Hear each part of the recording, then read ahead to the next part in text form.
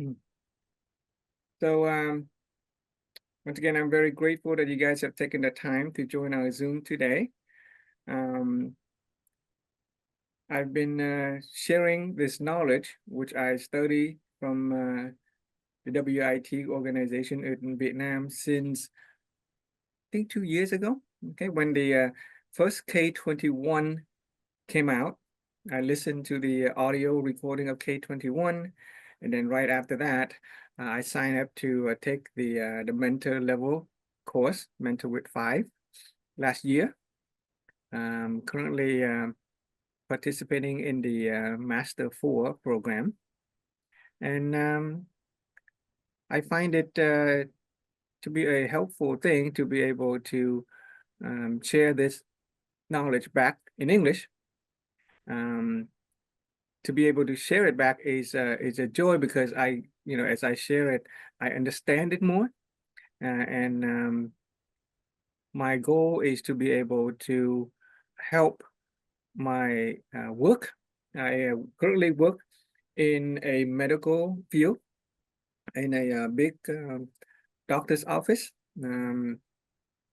And that doctor's office is part of a larger network of the health institution in the United States called Providence. The health network is consists of 130,000 people, doctors, nurses, medical technician, administrative personnel. And my goal is to bring the philosophy of root education to help the healthcare institution in the United States, in the Western world, to focus more on health. Because the way the healthcare is right now in the United States and many part of the world is very focused on treating diseases as opposed to making people healthy. And so that's why the theme of our Telegram group is a house of health and happiness. Okay, so the goal of the sharing is to bring health and happiness to patients, to caregiver. And this is the second season, the second round that I've shared a 21 day. Last year, I shared 21 day, it took about 6 months, and this is season 2, and we are at day 21 of 21. Okay, so technically, tradition, it is a 21 day tradition. Hi, Ron, thanks for joining us. So traditionally, it is a 21 day, and we are at day 21. So I'm very excited to be sharing the topic of integrity today because it's a good ending to the entire course, a step-by-step process. We started by learning about ourselves. And then we started learning about other people. And now we're going to talk about integrity, and it's going to be a good wrap-up for the entire season. Doesn't mean we're going to actually end on day 21. We can, we can do some more sequel next week, and beyond that, we can talk a little bit more deeper in integrity. If anybody's interested, we can talk more about character. But day 21 out of 21 is a good day to talk about integrity. Okay, give me one moment. Okay, just to do something real quick. Okay, so once again, I'm honored by your presence, and I'm grateful that you have taken the time to join our Zoom today. Your participation is going to help me learn, help other people in the Zoom learn as well. And I'd like to begin our sharing, as always, to generate the purpose. Hello, Jihua. Nice to see you as well. Did you have a good dinner?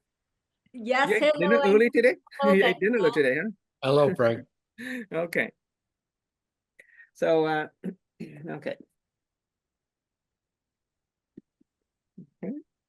So my son is going to join us today. He's going to be sitting and hopefully be able to write some things as well. Okay. I'm going to write and you get to write as well. So, a tradition, I like to generate the purpose of our sharing. It is a good idea to generate the purpose of what we do. Okay. We have a clear goal in mind, and so we can achieve it. Our goal and our purpose is to expand our awareness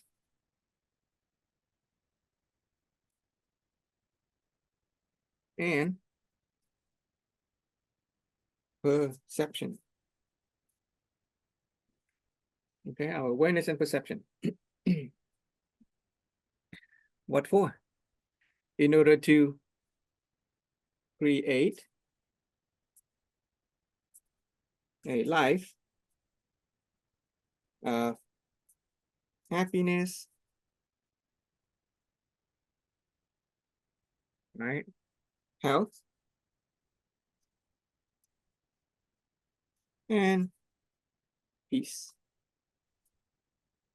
Okay, simple. Every week we get on the Zoom, we share ideas, we discuss principles and natural laws, we expand our own awareness, awareness about ourselves, awareness about other people, awareness about wisdom, about attitude, about character. And today we're going to expand our awareness and perception about the idea of integrity. So let me check my note. Okay, I'm still studying, so I got to check my note. Okay, yeah. So let's go back to the very foundational. We always begin with the foundation. We are operating on the law of causality. Okay, law of causality. And since we said that we our purpose is to create a life of health, happiness, peace, things like that, right? So we're going to operate on the law of causality. Let's use this one today. Okay, so we're going to call it causality of a good life. Okay, we all want a good life. Okay, and that entails good health, right? Happiness. I assume that everybody wants health, happiness, and peace. Okay, and putting that into a reality triangle, causality has to do with the cause and the effect, the seed, and the fruit. Okay, if we want the fruit of a, this triangle look like this, okay, seed and the fruit. If the seed of the, if the fruit is a desired outcome, the desired outcome in life, okay, just gonna shorten it up. This pen is gone, let's get another pen. Desired outcome in life of health, happiness, and peace. The kind of seed that we need is what we call the inner awareness about ourselves. Okay, inner awareness. Okay, just really darken this. Desired outcome in life of health, happiness, and peace. We're going to need inner awareness. We spent maybe half of the 21-day just raising and expanding our awareness. Awareness about wisdom, awareness about our attitude and our character. But awareness doesn't directly give us the outcome in life of health, happiness, and peace. We need the appropriate condition. Just as we plant a seed onto the ground, if the ground is not optimal, if we throw the seed onto the cement, it's not going to grow.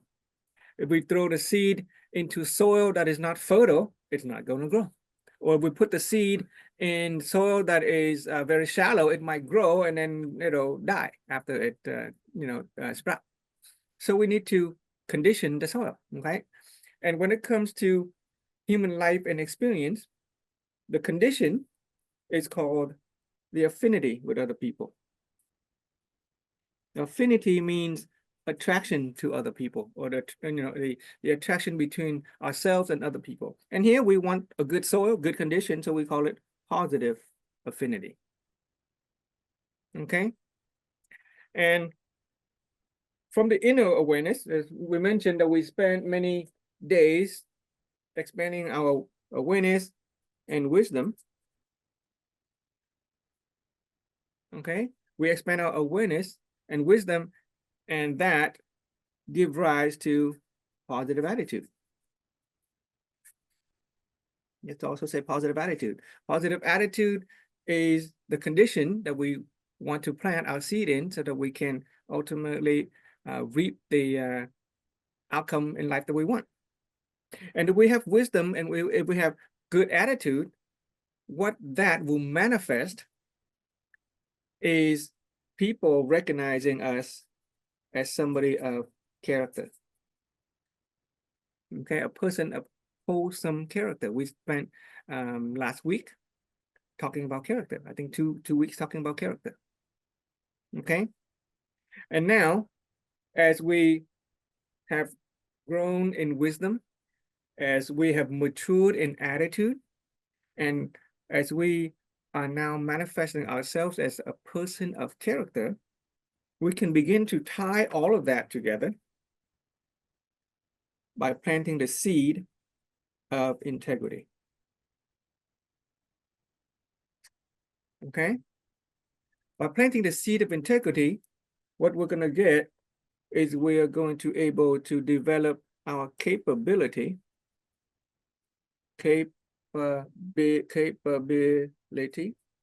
or power and influence, basically. Okay, we have power and influence out over other people. That is a form of capability. More capability, more ability to do things. Okay, and integrity would, when we apply to ourselves and our life, will also give us good physical health, which we just denoted as physique. Good job, Minda. Okay, my son is copying, writing down. Okay, and these, if you look back into our house of holistic health and house of holistic wealth, the foundation of our house of holistic health is our inner being. Our inner being comprises of our wisdom, our attitude, our character. It's right in the middle. It is the intangible or the non-material aspect of ourselves as a human being. As we go to work on our inner being, we start to develop our attitude and our character. Our health gets better, our relationship gets better. And then we tie all of that together with integrity. Okay, integrity is something that will tie the non-material aspect of our being with the material aspect of our being. The capability, the physique, the material possession that we have, those are the physical stuff. But without integrity, we are not going to be able to maintain the material aspect of our lives. It's kind of like building the house on the roof with no foundation of health, relationship, and inner being. Okay, so today we're going to talk about integrity. Okay, any questions so far about the causality of a good life? Okay, so we're going to talk about integrity.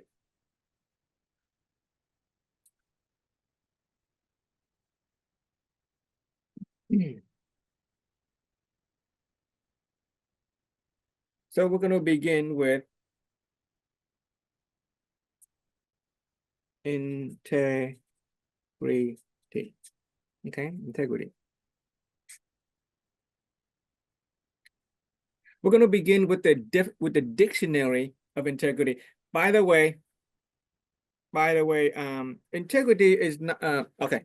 I explained the Vietnamese translation. So I know some of you are studying the Vietnamese version, and you're studying the English version. There is a difference between the way I share the material in English than when I share it in Vietnamese. Okay, why? Because I'm adapting the philosophy to the context, the cultural, social, political, religious context of the Western society of America, the English, and then often even the Christian religion. Okay, so I'll explain the difference. But let's see. Okay, the dictionary definition of integrity. My friends. Hello? Oh, okay. The dictionary definition of integrity is a state of being. In this philosophy, what we're really studying is we're studying the way of being. The way of being. Okay, how our inner being, our external and our internal being. It is a way of being. Integrity is defined as a state of being what? A state of being whole, perfect, and complete. Okay, so if you look up the dictionary, the encyclopedia, you will see integrity is defined as a state of being whole, perfect, and complete.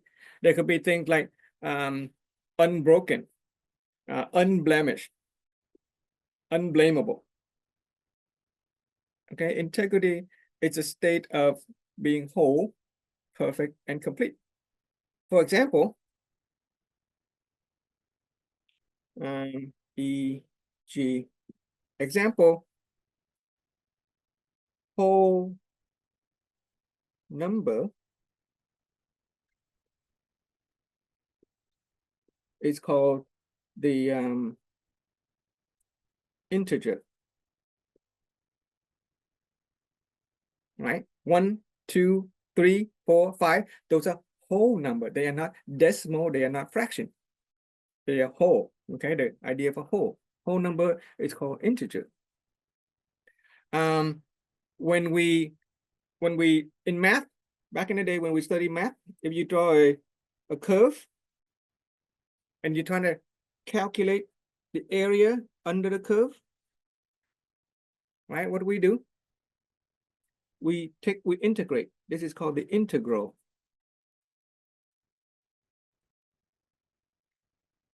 Okay.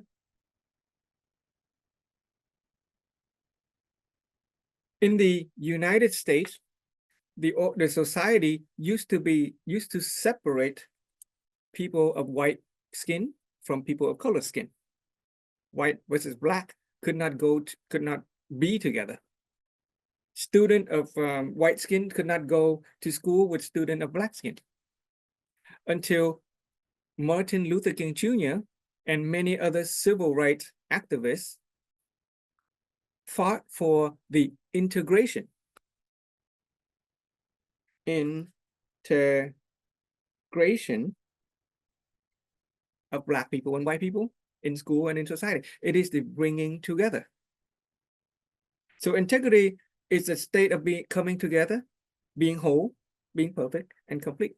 So the American society now, compared to, let's say, 1950s and 60s, we are now more complete. We are now more whole because black and white and people of color are now together.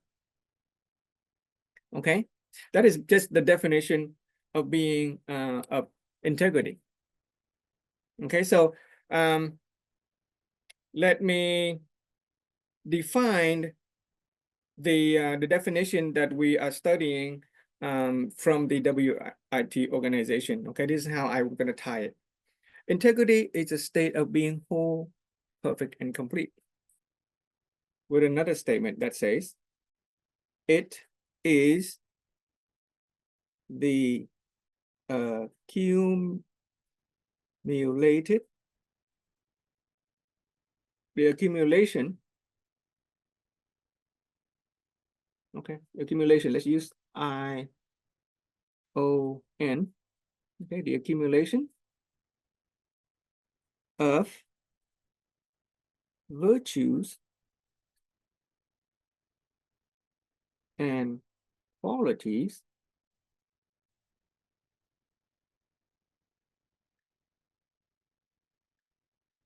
within a person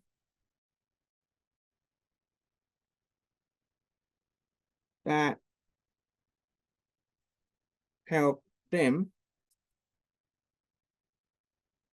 attain a state of completeness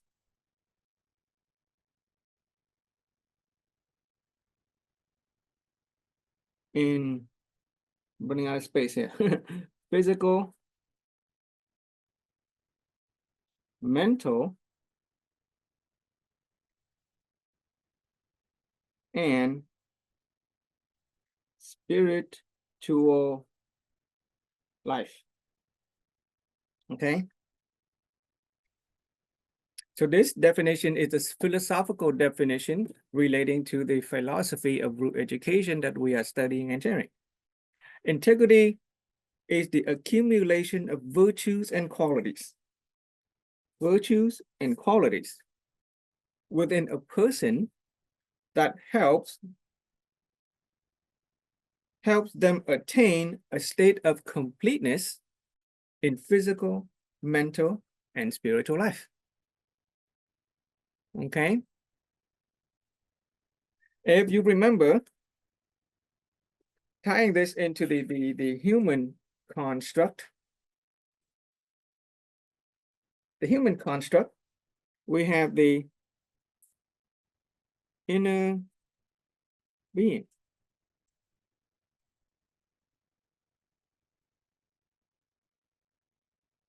We have the mind.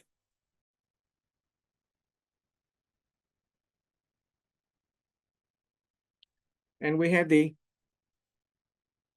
emotion, which is tied to the body.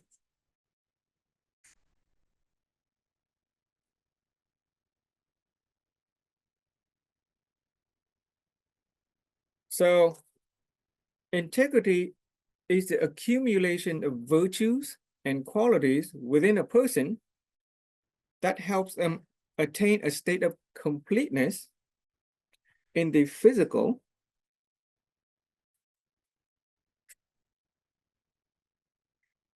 emotion in the body, in the mental,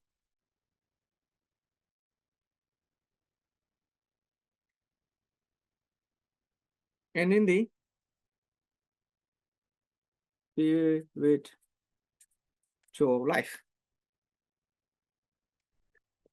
Okay. So do you see how helpful the human construct knowledge sharing is about? Now that we can, after learning about the human construct, you can kind of sense that, oh, as a human being, we have this physical body, which is very closely tied to our emotion. We feel our emotion in our body. Whether we're happy or sad, we feel it in our, very physical sense. We have the mind, which is our physical health, right? Our awareness, our perception, our attitude. And then we have the spiritual aspect, our inner being. Okay, we talked about different levels of awareness and wisdom. Wisdom level 3, serenity. Okay, okay. So once again, integrity is a state of being whole, perfect, and complete. Okay, just think about that whole. We already talked about wholesome character. Okay, 9 character traits that make a person wholesome character. Perfect and complete. Perfect here is not the same as perfectionism. Okay, the word perfectionism, you've heard about perfectionism, right? Okay, so perfect is not perfectionism.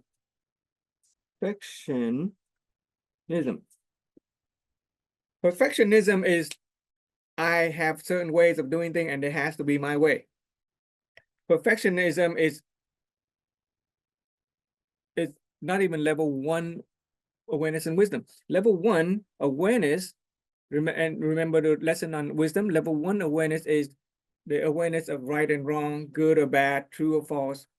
And the person who has level 1 wisdom will pick and choose the good, pick and choose what we should do.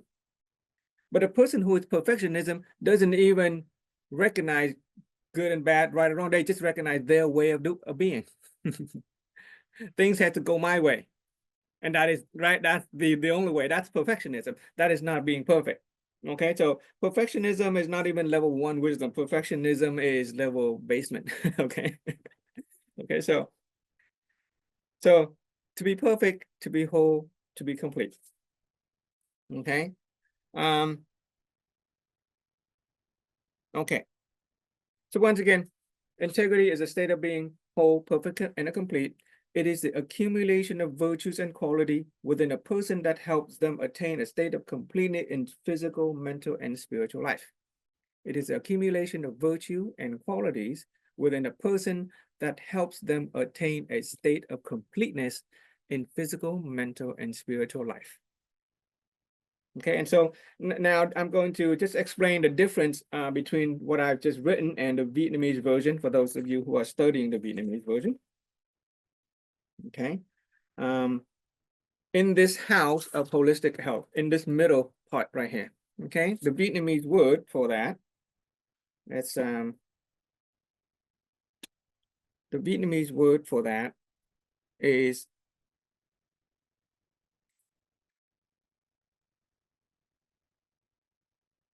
okay, it is phẩm chất. Not enough space. One more time. I'm just going to write the word first. The Vietnamese word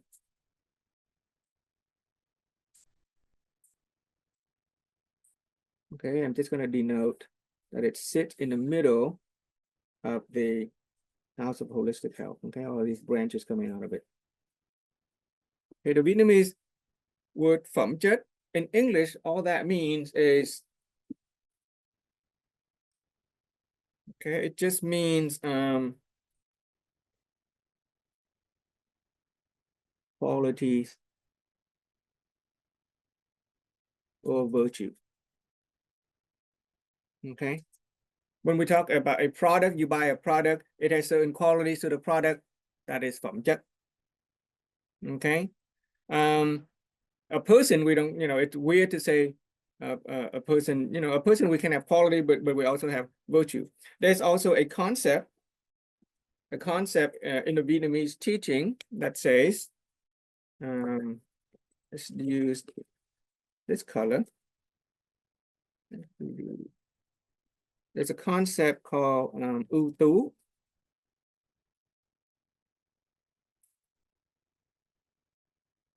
Okay, what that means is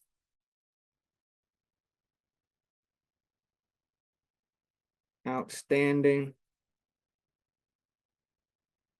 okay, or superior. So the Vietnamese combination between the word phẩm chất and ưu tú mean outstanding quality or superior quality, or so what we're talking about here is let's say superior quality.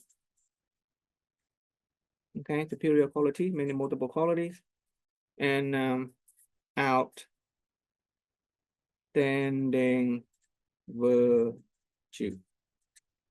Okay, so the Vietnamese sharing the word in the middle of the house of holistic health is the word quality or virtue. And the adjective we associate that is outstanding quality or outstanding virtues or superior qualities. Okay, in the English language, instead of using just quality, it's kind of weird just to go around and saying a person of superior quality. In the English language, we are using, instead of using superior quality, we are using the word integrity, because everybody knows the word integrity. Yet nobody has a good, clear conception of it, right? For those of you who are in the English speaking world, right, Ron, we hear integrity all the time, but few people actually sat down and define and clarify and tell us what integrity is. But it is an important concept that we have to have. Everybody has to have integrity. Every organization, every serious business and organization has to have integrity in their mission statement. And you get no respect, you get nowhere if you don't have integrity. So I am adapting the philosophy to the social, economic, cultural context of the American and the Western world by using the word integrity because it's a perfect word to tie everything together. It is a state of being whole, perfect, and complete, which is the definition of virtues and qualities. What kind of virtue and quality? Kind of virtue and qualities that help a person attain a state of completeness in physical, mental, and spiritual life. Okay, that is the definition of the word integrity, the concept of integrity. Okay, any questions so far before we go on to the definition of a person of integrity? Okay, okay. So let's do this. So let's define the person of integrity. Remember in the discussion on character, we have a definition of character, right? And then we had a definition of the person of character. So now let us define person of character. Okay, let's do right here. That's the reason I want to put it in the middle. Person of integrity. Okay, person of integrity.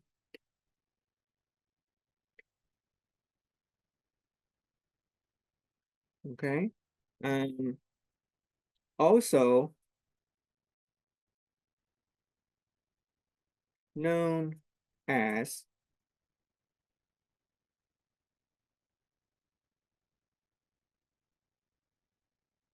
person of outstanding virtue. Okay, this is when we, this is the word phẩm chất in Vietnamese. Okay, person of integrity, also known as a person of outstanding virtue, or person of superior quality.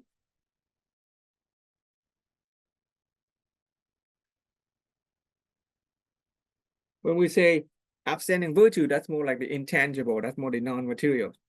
But when we say superior quality, that's more like the material stuff. Okay.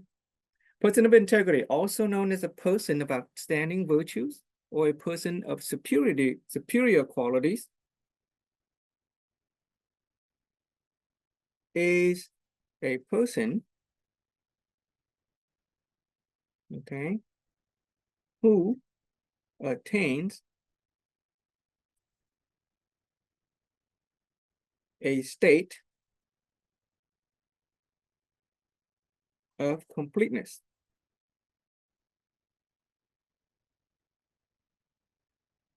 Remember we say the state of being, right?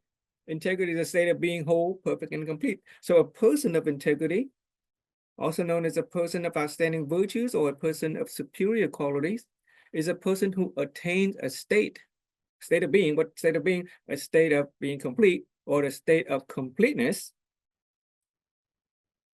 in the 5 virtues of, and this is important, humanity, okay, comma, I'm gonna write it a little bit bigger, propriety, comma, justice, comma, wisdom,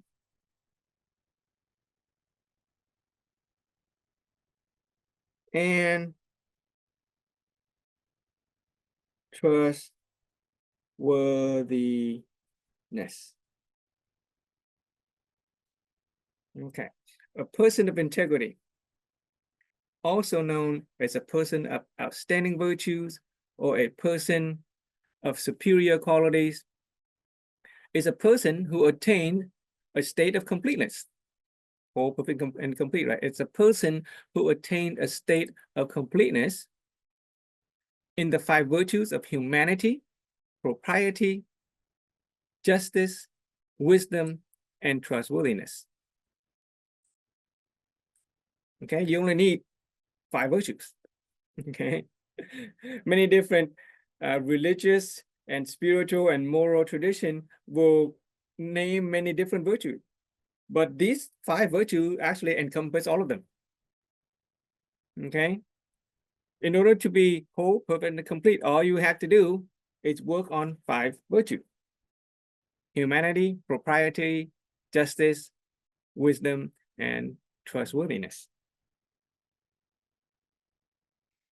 Oh, some more. Across the 4 survival motivations, which are the self, the family,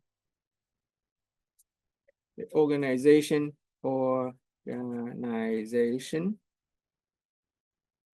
and the world. Okay, you can say the society, you can say self, family, organization, and society. You can say self, family, organization, and the world. Okay, the 4 survival motivation. Let me use another one. So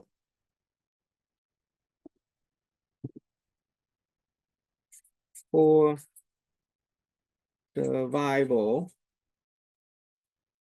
motivation,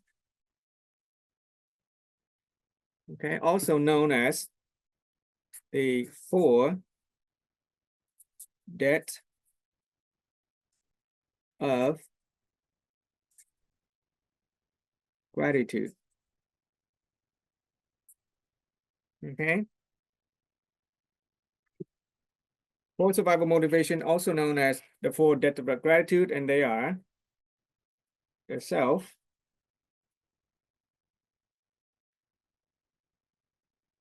the greater self, which is the family, the even greater self, which is our organization,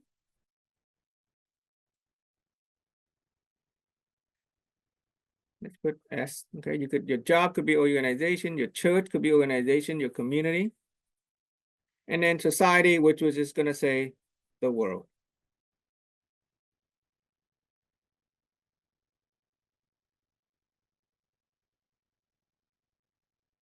Okay, so in order to be whole, perfect, and complete,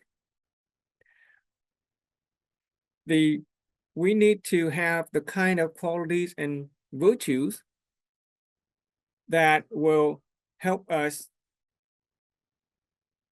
take care of ourselves, our family, our organization, and the world.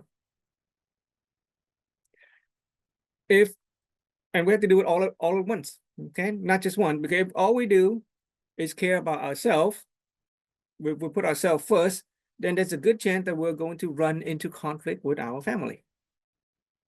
Has anybody here ever run into any conflict with their members of the families? Usually when we put ourselves first, we'll run into into conflict with other people in the family. If we're big enough to take care of our whole family, then our family may run into conflict with our organization. Right? You've seen families being in conflict with other families in the same church, for instance, or the same neighborhood. If all we care about is our organization, we put our organization first. Our organization could be our job, our work environment. It could be our church, our community. But if we focus on putting our organization first, then it may run into conflict with our family or ourselves and the rest of the world. So it's incomplete. If all we care about is any one of the 4 survival motivation. But a person who is whole, perfect, and complete is a person who recognizes that The self is part of the family is part of the organization, and many organization makes up a greater society and the rest of the world. And so we go to work on helping, making sure that the world, the organization, the family, and the self also reach a state of whole, perfect, and complete. Okay. And it is also called the 4 debts of gratitude, because we gotta be grateful to ourselves. It is us who are here. We are conscious, we are aware, we are studying, we're learning, we are growing, we're giving ourselves all the needs, so we have to take care of ourselves. We have to pay a debt of gratitude to our family, because it is our family who gives us the support, the kind of life. Our parent, for example, brought us into life. We have to pay a debt of gratitude to our organization, our job, for instance, right? They give us, they pay us a wage so that we could survive and so that we can take care of our family and ourselves. And we have to pay a debt of gratitude to the rest of society, because we exist in society. Without the world, there would be no family, no organization, no self. So that's why it is the 4 survival motivation is also the 4 debt of gratitude. Okay, because the self is like the tiny little cell in the body. Without the self, if we don't take care of the self, it's impossible to take care of the family or the organization or the world. But if all we care about is ourselves, then we're going to run into conflict with everybody else. Okay, so we have to honor and respect, honor and pay gratitude to all 4. And so I invite you with this look, this sort of holistic look, okay, whole, perfect, and complete, with the definition of a person of integrity, also known as a person of outstanding virtue or a person of superior quality, is a person who attained a state of completeness in the 5 virtues of humanity, propriety, justice, wisdom, and trustworthiness. 1, 2, 3. 1, 2, 3, 4, 5. Yeah, and worthiness across the 4 survival motivation: the self, the family, the organization, and the world. And then, since we are in the context of the Western world, there is a major religion called Christianity. Now we're looking at a more of a religious and spiritual perspective. This definition that we've given here is more like the common sense morality perspective. Remember the triangle of reality of the different perspective. There's a perspective of religion. There's a perspective of religious. There's a perspective of science. There's a perspective of religion and spirituality. There's a perspective of common sense morality. This definition is more like a common sense morality. Now I want to call your attention to the religious and spiritual perspective from the Christian perspective. Okay, in the Christian perspective, in the Bible, the very first chapter of the Bible, God said, "Let us create human in our image." So God said, "Let's create human being in our images." So we can rephrase that to say that human beings are created in the image of God. Human beings are created in the image of God. What does the image of God look like? Well, guess what? Whole, okay, perfect, and complete. Right? Is God any less whole? Is God any less perfect? Is God any less than complete? All right, for those of you who are Christian, this is, we read the Bible, we've grown up in the Christian religion, but when was the last time that we actually sat down and took a look at this statement? Human beings are created in the image of God, and God is whole, perfect, and complete. And therefore, the image of God is also whole, perfect, and complete. Okay, so guess what? That is also the definition of a person of integrity. So if we can become a person of integrity, if we can attain a state of completeness, then we are essentially creating the image of God.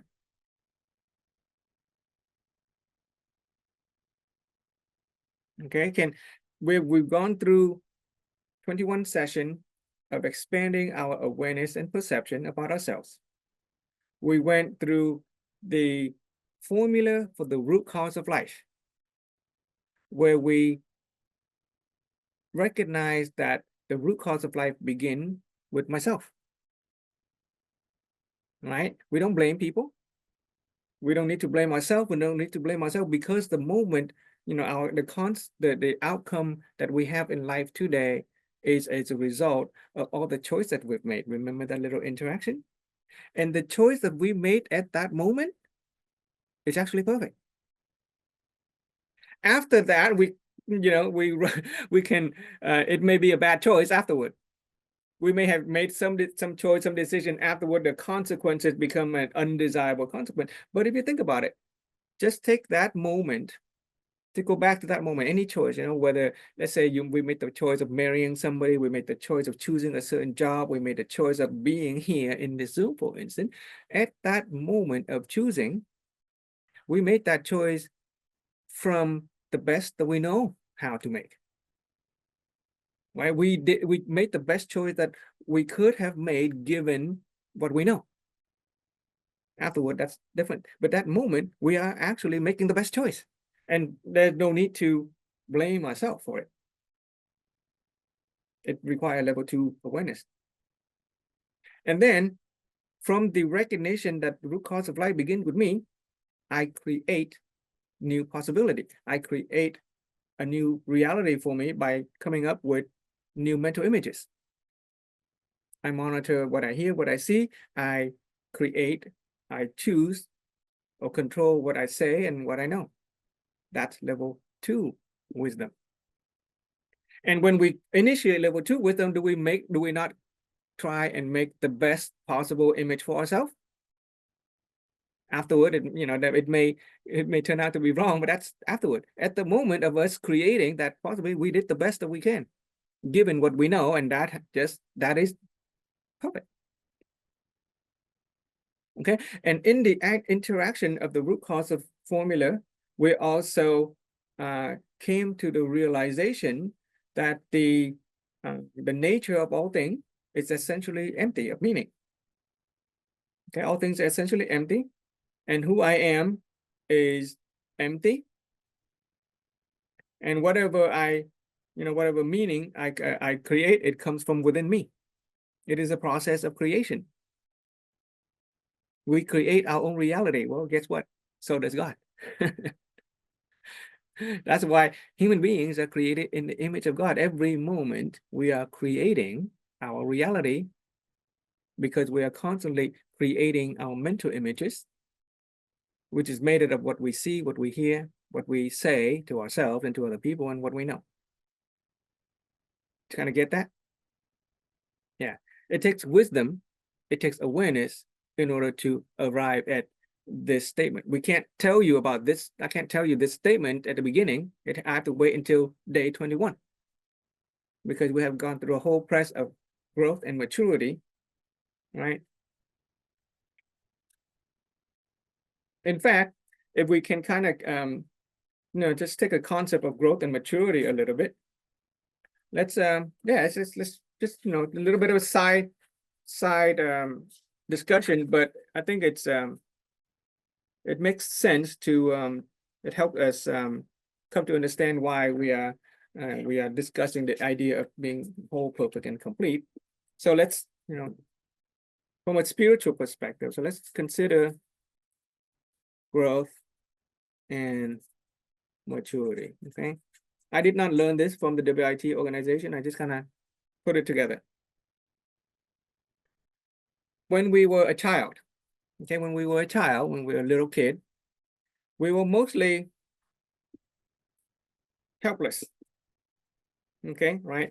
When we were a child, okay, we are helpless, mostly helpless. We need our parents' help less. Okay, we're mostly helpless. We ask our parents for help. And that is similar to praying to God, right? We all learn how to pray. We ask for help. If we need to reach something up high, we ask our parent to get it. If we need food, we ask our parent for food. From a spiritual, religious perspective, it's like praying. As we grow,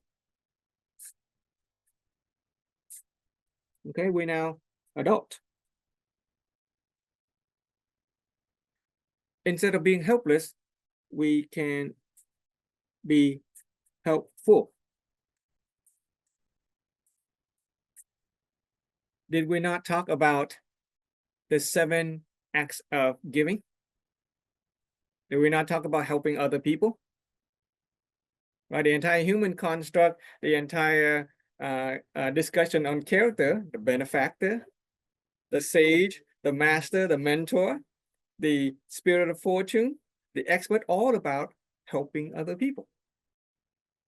Now that we have grown and mature in spirit, in mind, then we are a bit more helpful. And as adult, we don't need to ask so much anymore. We need food. Instead of asking our parent, we just create. Okay, so what we do is what we create or we produce. Remember, in the definition of the 9 types of people, a mentor is a teacher and a producer. As adult, we are now creating and producing. And so we don't need to ask as much to become productive member of society. And that is a process of growth and maturity.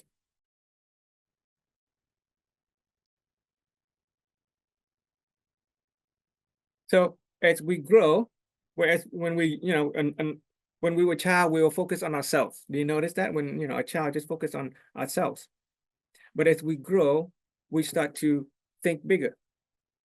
We start thinking about our family, right? The first step is to raise a family. We have to go to work, so we take care not only for ourselves, but our family. And as our growth and maturity grow, we think not only for our family, but we start to take care of our organization. We have a community. And for those who really attain a high level of maturity, they take care of the entire world.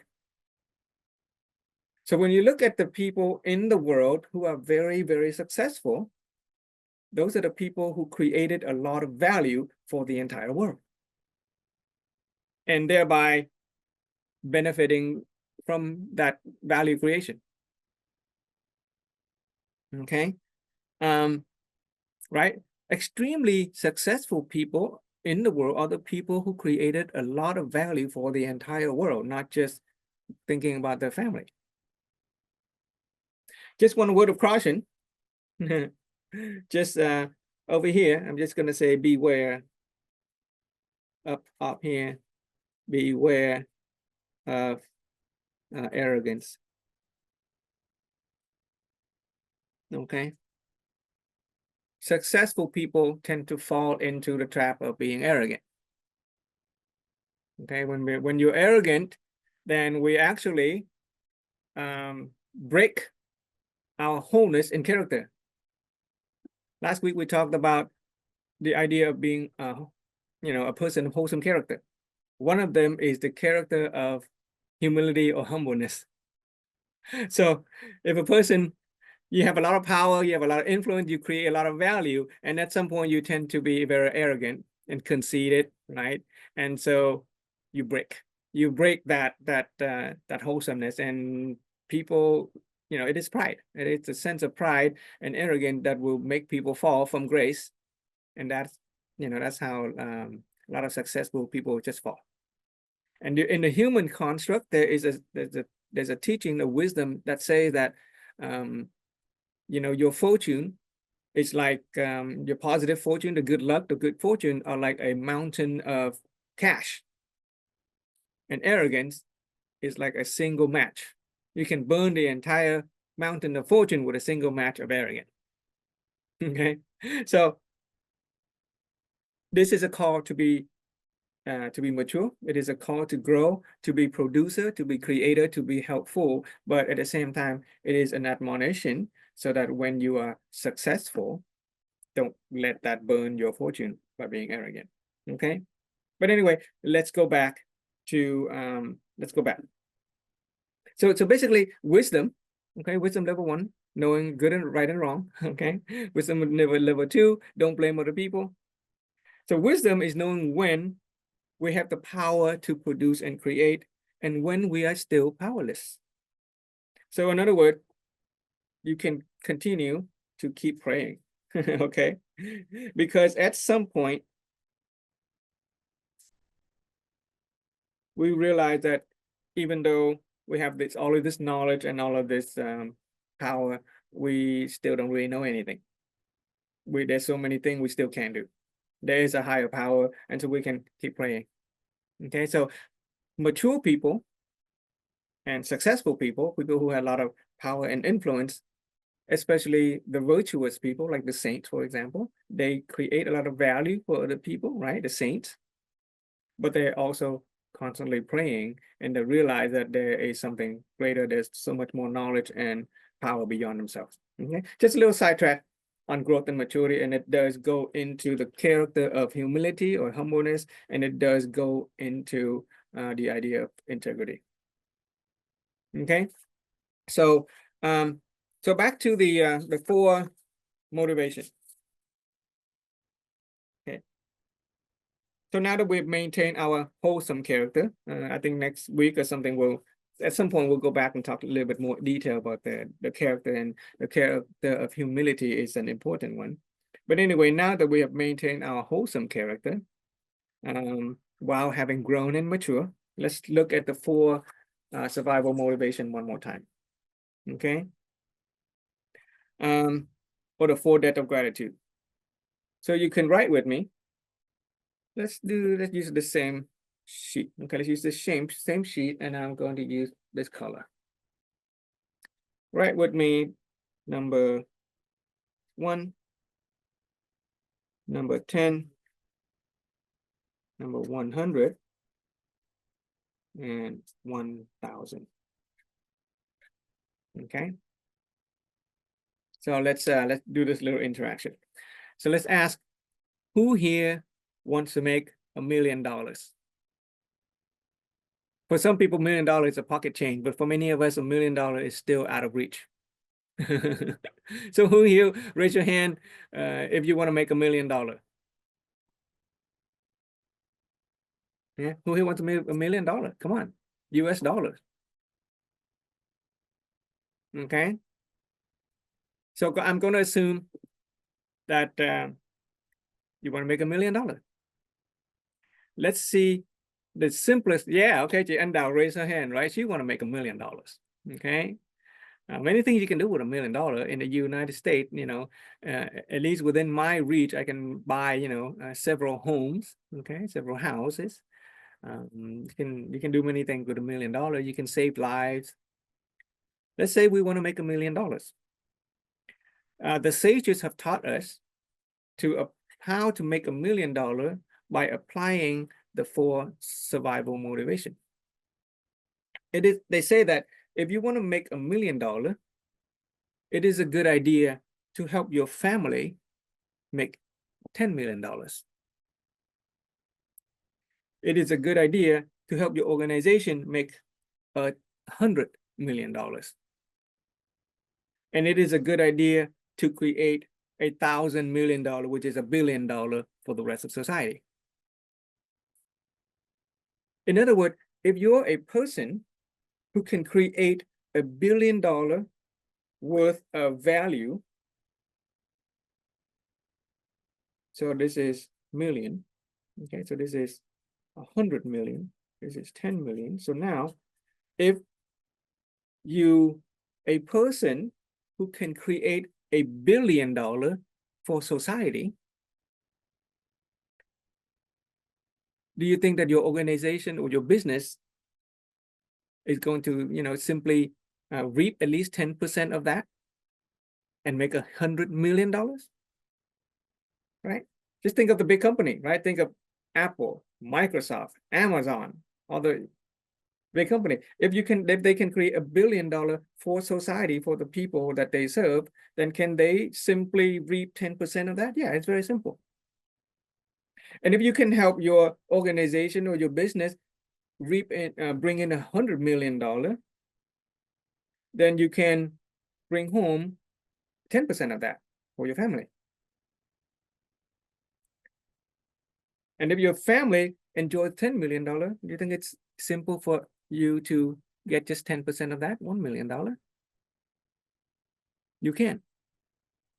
And why we do that? Because it is a very stable and very enduring way to achieve $1 million. The opposite is like rob the bank and steal $1 million. You can get it for yourself right away. But it's not very stable. Okay. If you focus on yourself, you can do it. And many people do. If you focus on yourself first, you can do it, but it's not going to be very stable because you're going to run into conflict with other people and the rest of the world, and they are going to want to take away that $1 million from you. But if we think about the world first, if we think about creating 1,000 times the value for the world, then it is simple for our business and our organization to reap 10% of that.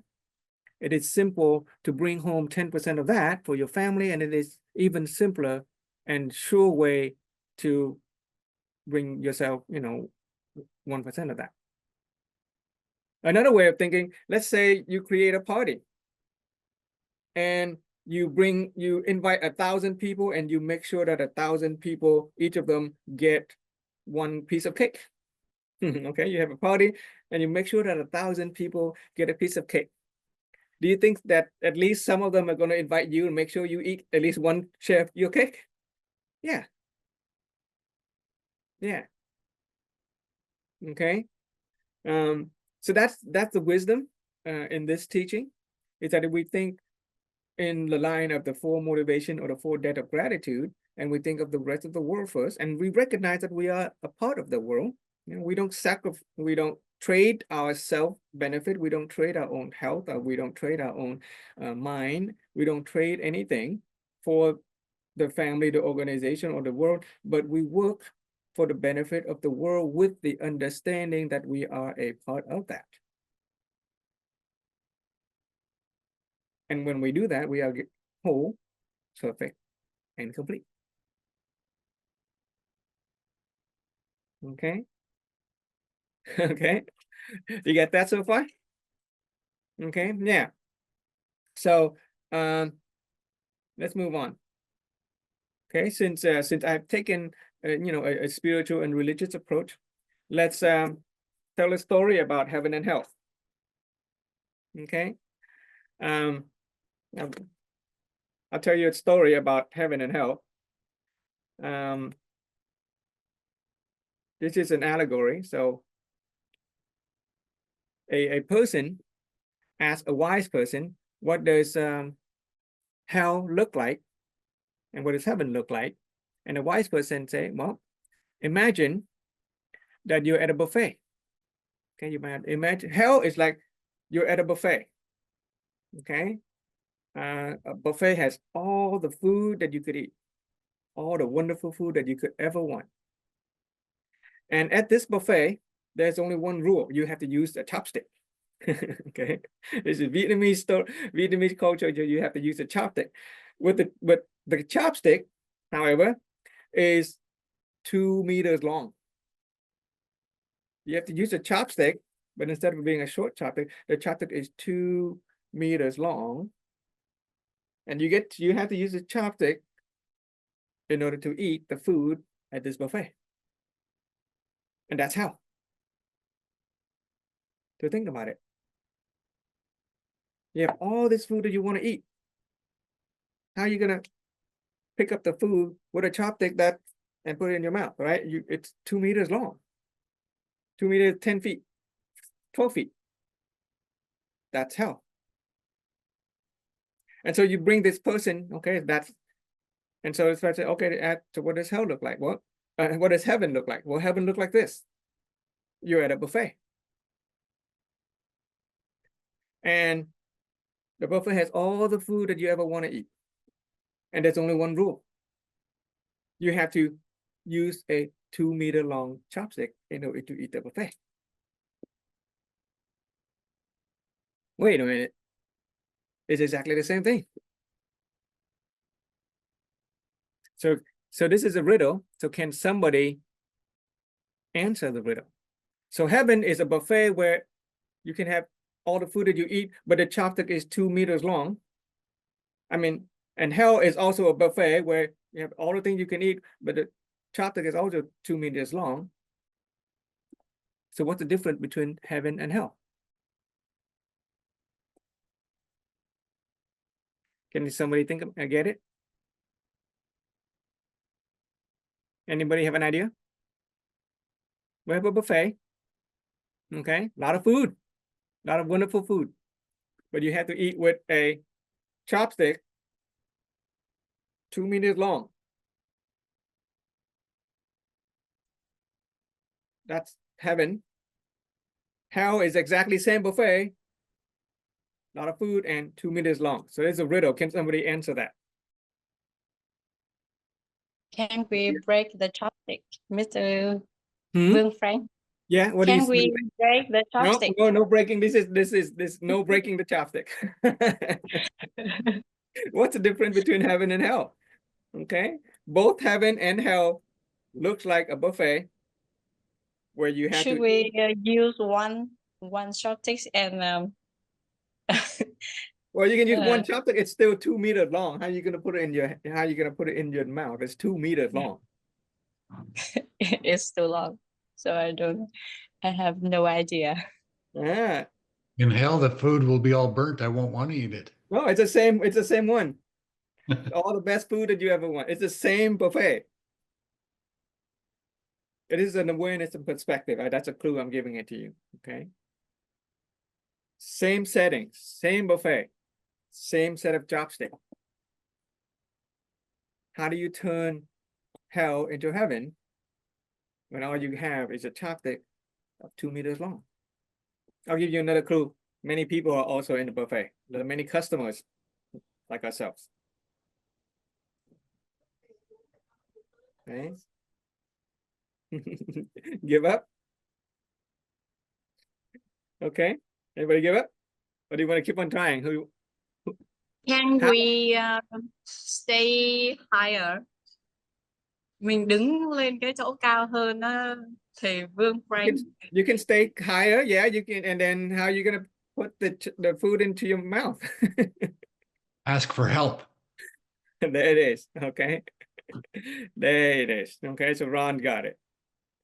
Hell is a buffet where the chopstick is 2 meters long and you have to serve yourself. But if you recognize that you take the 2 meters long and you just feed other people, and other people just feed you, it doesn't matter how long the chopstick is, we just feed everybody and the other people feed you, then we can eat all the food that we ever want. And that's the difference between heaven and hell. And that is the difference between a person who is interested in serving themselves and a person who is interested in serving the world, the organization, the family, and thereby helping themselves. Did you guys get that? Yeah. Okay. So yeah. So we are created in the image of God, whole, perfect, and complete, when we recognize that by helping the world, the organization, and the family, we are also helping ourselves. Okay. There's a golden rule. Ever heard of the golden rule? What's a golden rule? This is a Western concept, so you need to know this. Golden rule. So if you're gonna learn English, you should learn something about the English speaking culture, the golden rule. I know Ron knows. What is the golden rule, Ron? Tell the rest of the class. It's not he who makes the gold, he who has the gold makes the rule. Not that one. What's a golden rule? I know I've heard the phrase, but I forgot. It has to do with it is a concept taken from the Bible. Okay. Let's use yellow.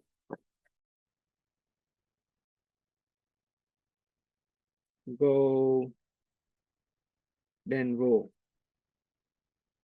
Okay, what it says is that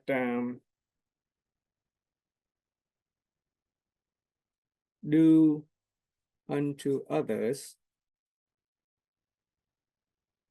okay, what you would have others done unto you. Okay, basically a buffet with a 2 meters long chopstick, and we feed other people, so they feed us. And why does the golden rule work? Because drawing it back to our philosophy, recall the human nature. Remember the human nature? Where's my do I have the human construct here? I don't have it. But human nature has something called desire, remember? Desire.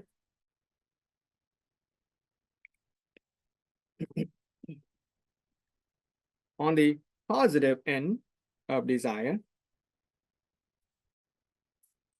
something called altruism.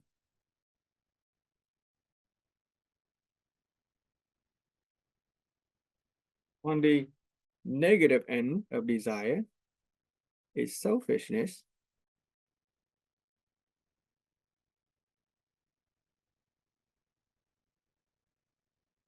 And remember that we talk about that, we said that having positive energy within your being is going to attract positivity into our lives. Being positive, carrying a positive energy, positive spiritual energy, positivity in our attitude and our emotion, it's going to attract positivity into our life, attract desirable circumstances into our life. And it just so happened that altruism is a positive energy, whereas negativity is selfishness. So here, the discussion is basically we are operating on the human nature part of our inner being. Okay.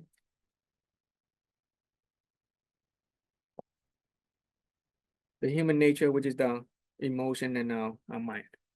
The inner being is our true nature. Okay. The inner being is our true nature.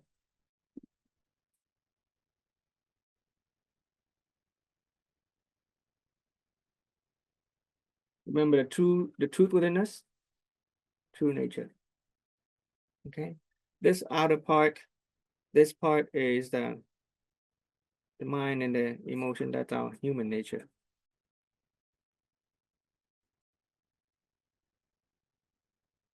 Okay. S. 16 natures. One of them is desire. And positive desire is altruism. Negative desire, wanting for ourselves, is called selfishness. Okay, that's just a little discussion on how we tie in the concept of human nature into the discussion on integrity, which is a state of being whole, perfect, and complete. Okay, so yeah. So once again, integrity sits in the middle. It's going to connect our attitude, our wisdom, our character, which is the intangible stuff, with the physical stuff, the physique, the capability, and the material. So let's go into okay,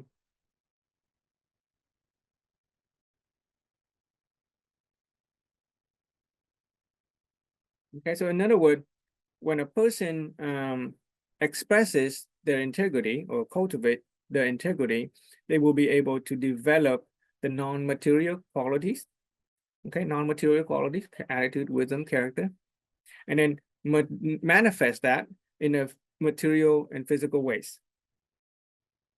Okay, when a person who has integrity, right, with combined character and wisdom, other people is going to be, attracted to them. They're going to, raise their ability to influence other people. Okay, when wisdom, attitude, and character are fully and wholly cultivated, they will manifest in capability, ability to influence other people, good health, and you will attract material wealth as well. And last week we said that it's impossible to be materially poor when you have wisdom, attitude, character, integrity, physique, and capability.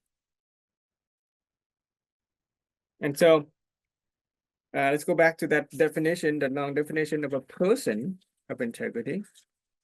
Okay, the person of integrity, also known as a person of outstanding virtue or a superior quality, is a person who attained a state of completeness in the 5 virtues of humanity, propriety, justice, wisdom, and trustworthiness across the 4 survival motivation, self, family, organization, and the world. When we cultivate these 5 virtues, okay, we'll convert our hidden potentials into measurable power and ability. So thus, the process of cultivating integrity is also a process of transformation. Okay, there are 2 ways to reach a state of integrity. One is a cultivation. You go to work. You go to work on humanity, propriety, justice, wisdom, and trustworthiness. The other one is the awareness and perception that we are already whole, perfect, and complete. With the awareness of whole, perfect, and complete, then it is natural and simple for us to have these virtues. Okay, so let's talk about those virtues. So let's list it out a little bit. Okay, we're going to list it out. Those virtues. We're not gonna go through all of them, but we're just gonna go through some of them. Okay, so we mentioned humanity. Okay. Okay, humanity, propriety, justice, wisdom, trust, worthiness. Okay. A person of integrity is a person who attained a state of completeness in humanity, propriety, justice, wisdom, and trustworthiness across the 4 survival motivation, which is the world, the organization, the family, and itself. So basically, they have to have the virtue of humanity with respect to the world, the organization, the family, and the self. They have to have propriety with respect to the world, the organization, the family, and the self. They have to express the virtue of justice with the world, the organization, the family, and the self.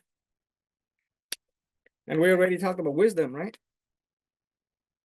How do you help the world gain wisdom? The organization attain wisdom. How do you have the family and the self have wisdom?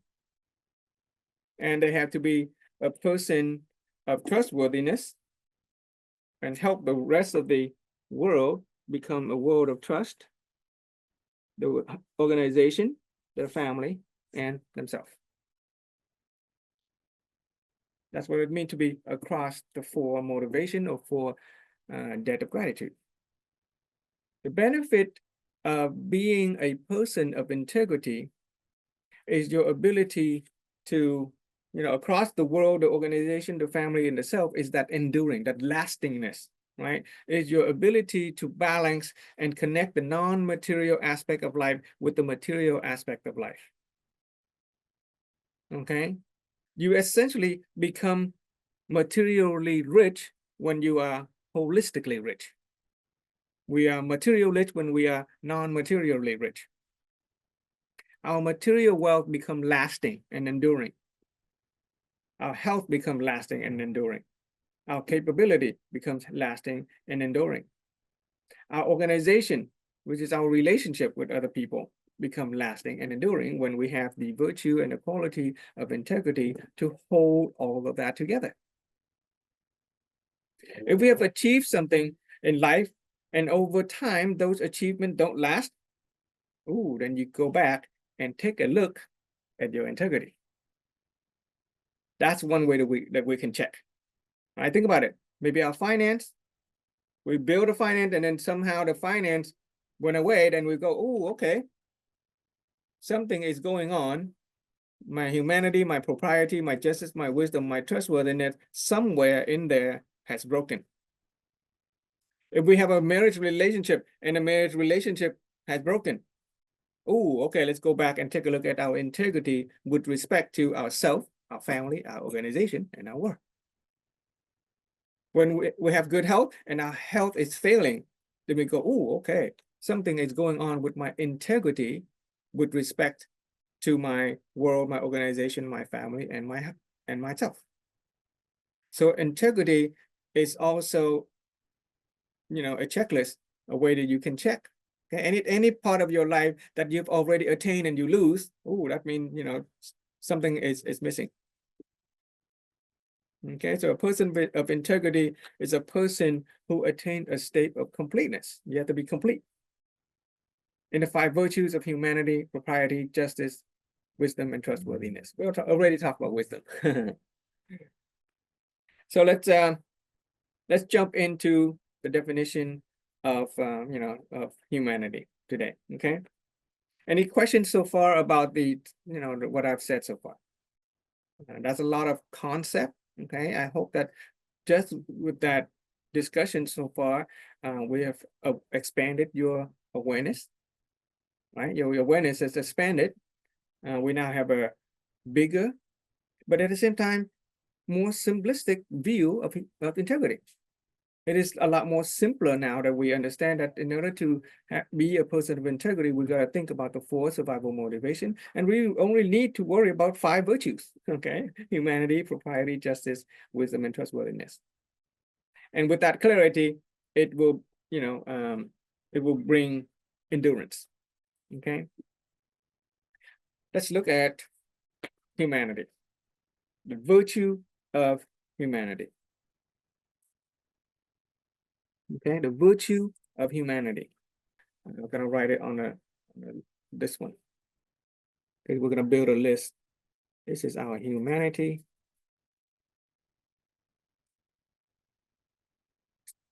Humanity is simply understood as loving kindness.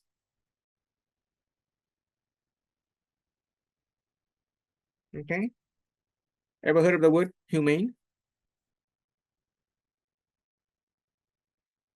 There is an organization called the Humane Society in the United States. A humane society. Ironically, the Humane Society focus on loving kindness toward animal. But the idea of humane is to be loving and to be kind. Humanity is loving kindness. Okay, humanity, when we talk about human nature, remember the human construct. Do I have it? Let me see if I can find it. So the human construct, right, deep inside we have the inner being, the will to see, the will to hear, the will to speak, the will to know. And we have the nature of resources, appearance, identity, food, which is sustenance and comfort or rest. The virtue of humanity actually relates to the nature of resources. And I'll explain why. Okay, so I'm just going to write the word resources. The virtue or the quality of humanity relates to the human nature called resources. In this simplest term, when we love somebody, we provide them with resources to survive.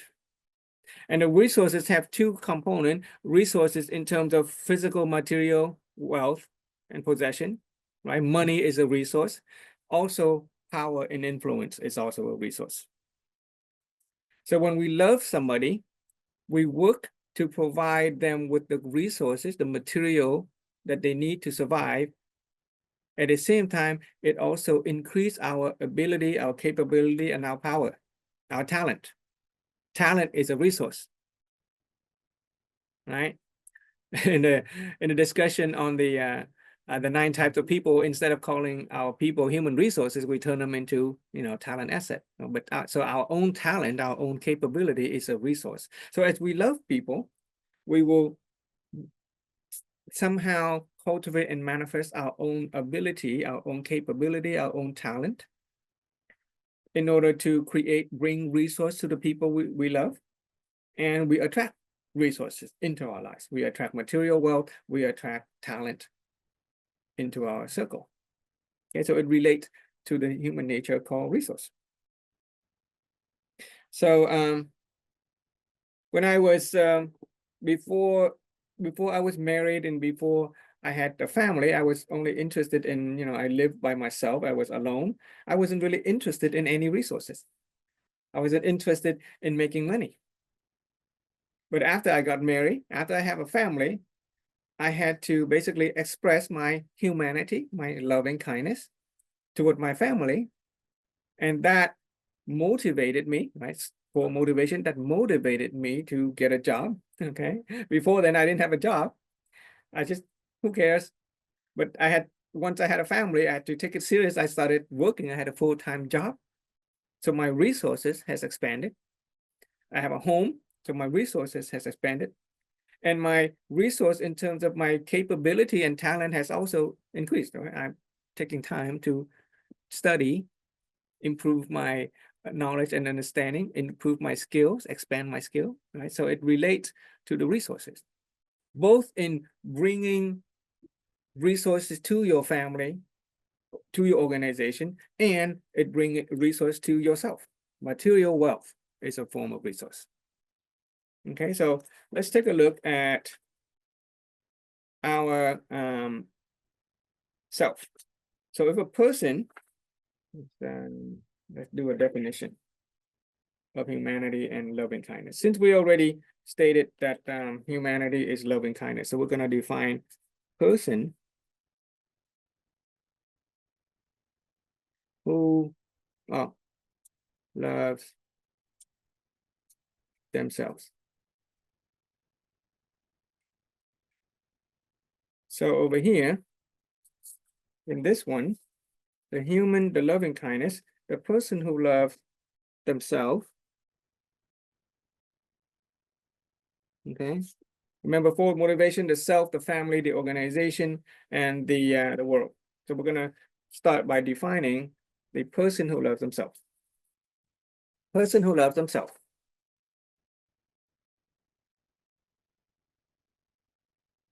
is a person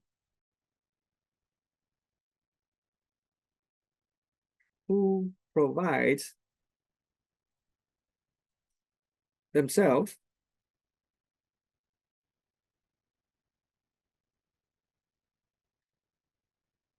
with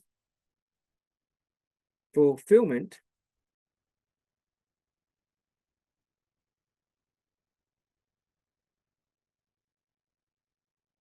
in the basic needs, comma, the need for safety, the need for the need okay, to build social relationship. We can say the need for social connection, the need to be valued, the need for self-expression, and the need to give. Okay, this has been demonstrated by scientists, social psychologists, that human beings have these needs. We have the need for the basic needs. Basic needs are the food, the water, the sleep, the basic need to survive, okay? The needs for social connection. Another word is to say the need to build social relationship. Human beings are not isolated animals. We are social animals. We need to build social relationship. We need to have social connection. We have the need to be valued. Okay, that is intangible stuff. We have the need for self-expression. In fact, in the human construct, expression is one of the human nature right there. Okay, we have admission, we take in information, but we have to express ourselves in terms of words, in terms of action. We have the need for expression. So self-expression and the need to give. That is a higher level of need. As human beings mature, we have the need to give. Have you ever let's say if you like to cook, have you ever cooked a meal and you want other people to eat and they don't come to eat? You feel pretty sad, right? There's a need to give. Need to self-express and the need to give. And a person who loves themselves, or a person who expresses the virtue of humanity toward themselves, person who expresses the virtue of humanity toward themselves is a person who loves themselves. And a person who loves themselves is a person who provides themselves with the fulfillment, whole, perfect and complete, the fulfillment, the total fulfillment of the basic needs, the need for safety, the need for social connection, the need to be valued, the need the need for self-expression, and the need to give. So we can shorten it over here. Okay, humanity is loving kindness, and the needs, so the basic needs. Okay, safety. And social. I'm going to say social. They need to be valued, expression,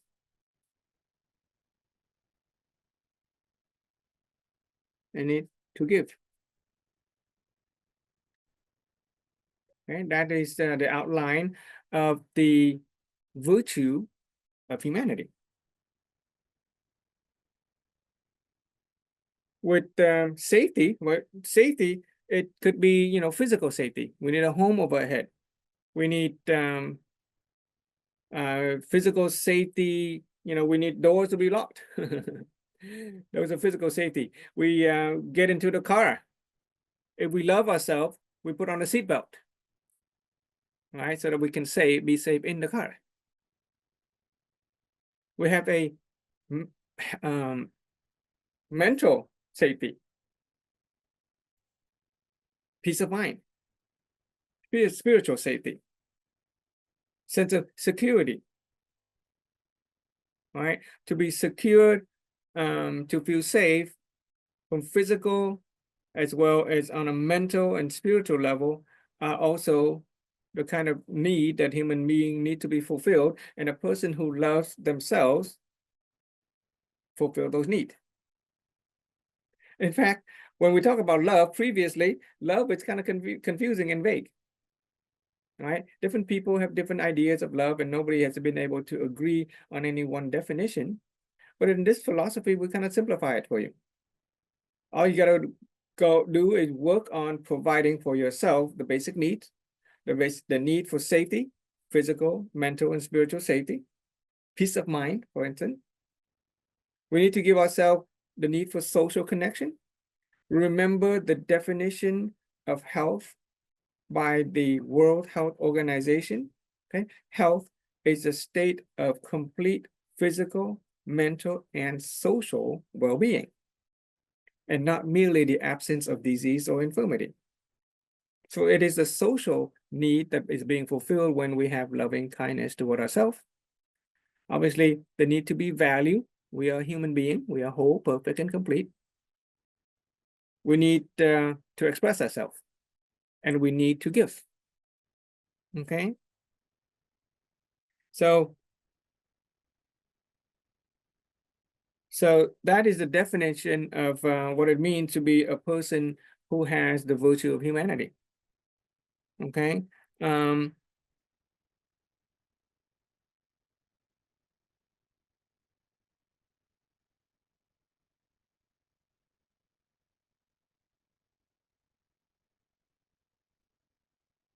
When you are in this Zoom, you are giving yourself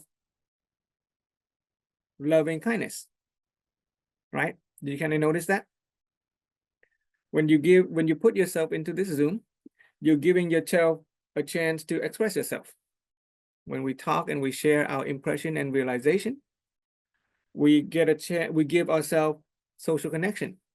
While we're interacting, we're making friends. Some of you are going into the offline courses and you're building connection, right? My wife and I have made many, many friends in a short amount of time. I think we made 10 times the amount of friends in a single, graduation ceremony.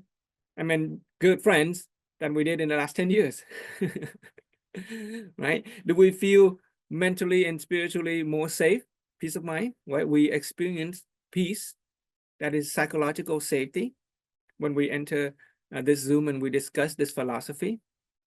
And we're giving each other the 7 gifts when we participate in the Zoom.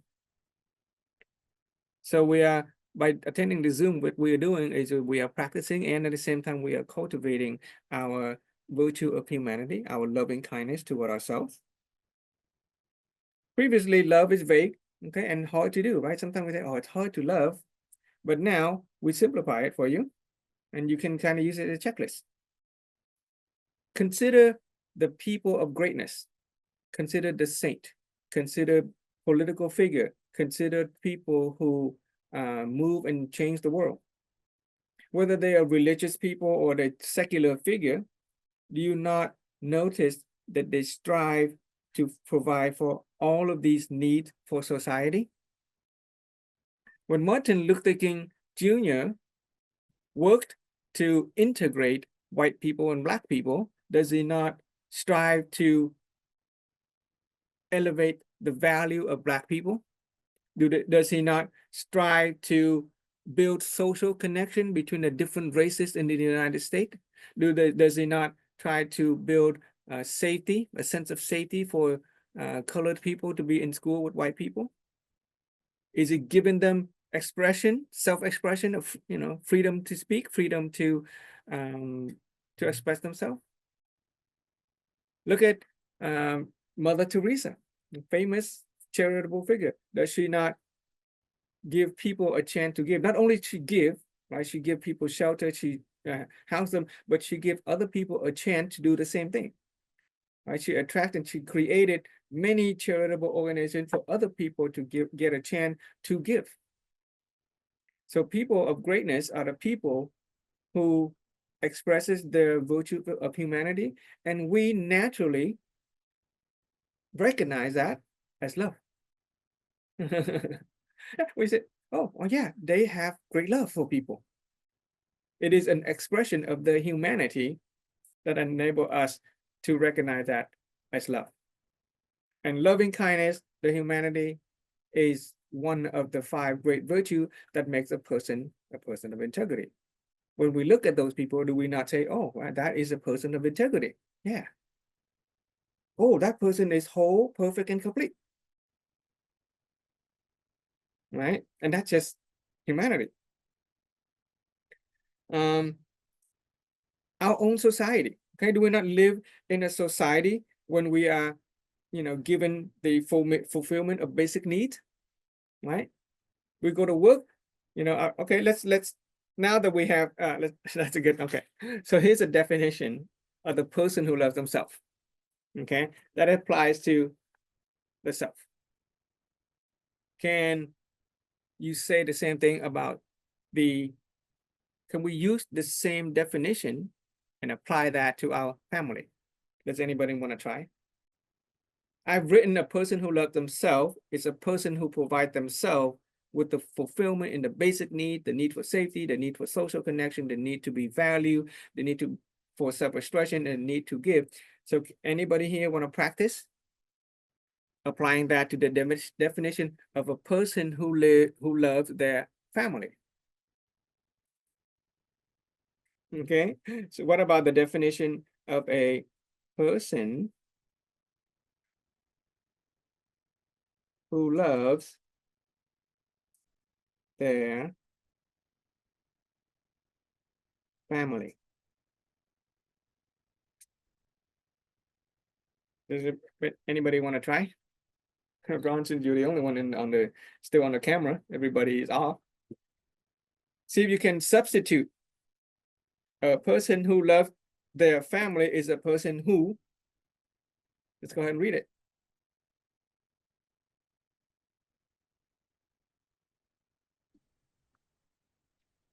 It's a person who fills their basic needs, the need for safety.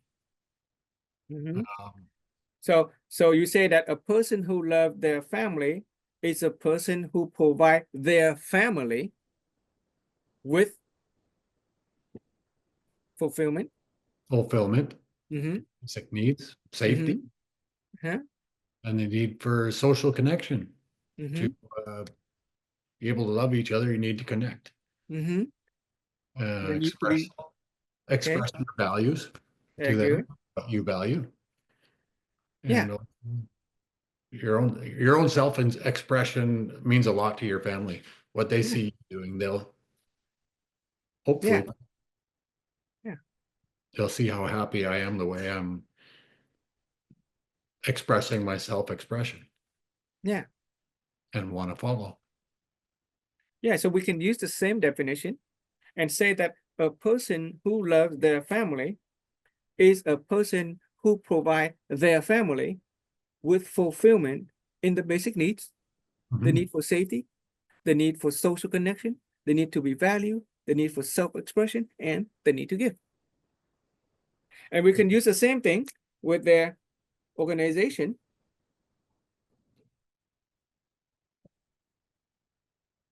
Okay, a person who loves the organization is a person who provides the organization with their basic needs. Right? Organization have the basic need. They're a little bit different than individual, but even then, organization has people, and the people have the basic need, right? If you have business, then you got to pay your employees so that the employee could fulfill their basic needs. So that organization's basic need is still food, water, shelter. So a person who loves their organization is a person who provides their organization with fulfillment in the basic needs, the need for safety, the need for social connection, the need to be valued, the need to self-express, and the need to give. As a business, you want to express yourself, right? You have marketing department, we have public relation department, and we have the need to give. That's what business is about. It is the value creation. By being in a business, we love our business by enabling our business to give value to society. And the same definition, right? We can go with the world, or let's say society. Okay, let's say society. The person who loves their society is a person who provide the or who contribute to the society with the fulfillment in the basic needs, the need for safety, the need for social connection in the society, the need to be valued, the need for self-expression, and the need to give. Our sage and master and mentor, Master Thorn, his society is the country of Vietnam. As a person who loves the country of Vietnam, he is providing the country, the people of Vietnam with the fulfillment in the basic needs. He's creating schools and teaching them, how to develop their health, creating social connection. He is trying to, he wants to transform the lives of 25 million Vietnamese children so that they can get a chance to express themselves. He's been giving WIT organization the need to give. And in fact, he is giving the country of Vietnam the need to give, to share this philosophy. This philosophy comes from Vietnam. So it's actually giving the country his love. By sharing this philosophy, it is giving the whole country the chance to express itself culturally, philosophically, build connection, right? Need to be valued. Is it there somewhere? Need to be valued, right? As this philosophy becomes accepted by the rest of the world, and it will be valued, and the country of Vietnam will also be valued. And then his organization, his family, and he himself is going to benefit naturally, simply from that. So the need to give is a powerful one, right? If we can help other people, we become healthy. If we can help other people become holistically rich in the 7 aspects of life, then we essentially cultivate the seed of humanity. Okay, and if we work on our own humanity, we will eventually grow and mature into the picture of being whole, perfect, and complete. Or the other way around is that we have the awareness and perception that we are already whole, perfect, and complete, and thereby humanity or loving kindness is a natural part of being whole, perfect, complete. Then love is no longer difficult. It just naturally flows because we are whole, perfect, and complete. And so loving kindness, which is part of the integrity, which is part of being a picture of God, it's just simple to love people when we have the recognition that we are whole, perfect, and complete. It doesn't take any effort at all to love people once you realize that, oh, that's part of our nature. That's kind of how I felt when I went to the offline. Like everybody was just so friendly, loving, and accepting. Yeah, exactly. Who I was there made me feel fulfilled. Yeah, you feel fulfilled. Yeah, exactly. You feel fulfilled. They fulfill your basic need, and it just flow naturally when we recognize that we are naturally, by nature, we are whole, perfect, and complete. Okay. Let's briefly describe talk about one more, propriety. Okay. In fact, if we have love, if we have the virtue of humanity, the virtue of humanity will also help us cultivate or give rise to the virtue of propriety. So let's gonna We say propriety. Propriety. Okay. So in the let's see.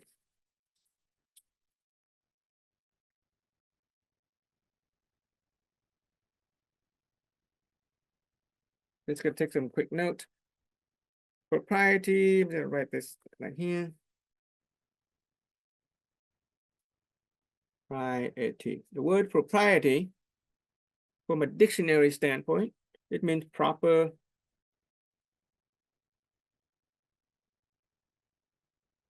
respect. Okay. Also means moral correctness.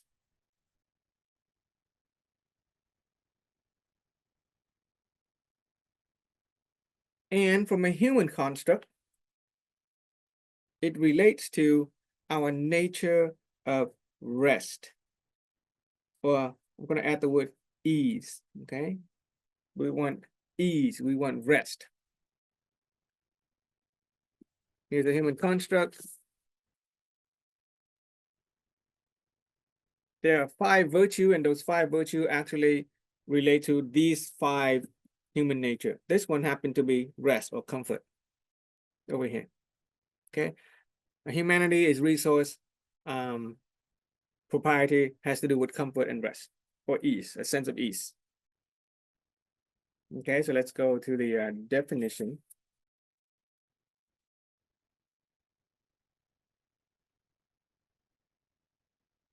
Okay, let's just write down the relates to human nature of rest, okay, or comfort, ease. Okay, relate, kind of get a sense. I'm using different words to describe one concept. It means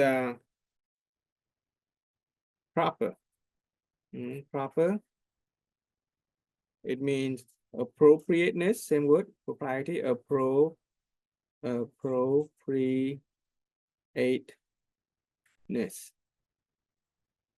Okay, it's a state of being proper, the state of being appropriate.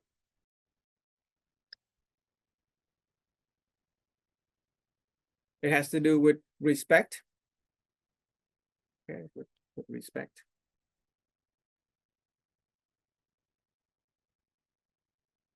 Okay, there is moral correctness.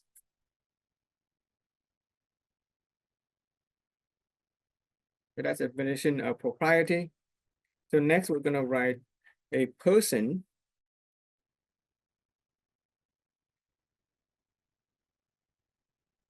of propriety.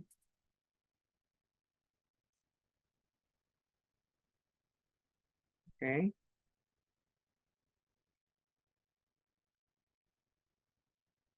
A person of propriety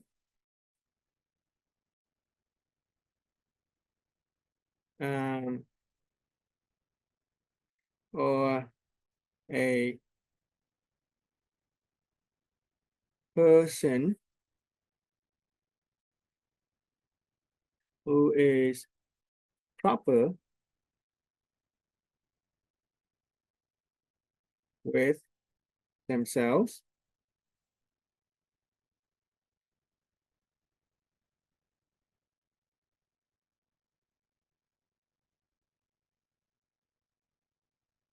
or okay, yeah, a person of propriety or a person who is proper with themselves is a person who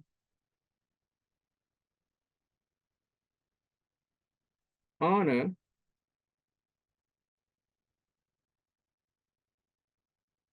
and respect and appreciate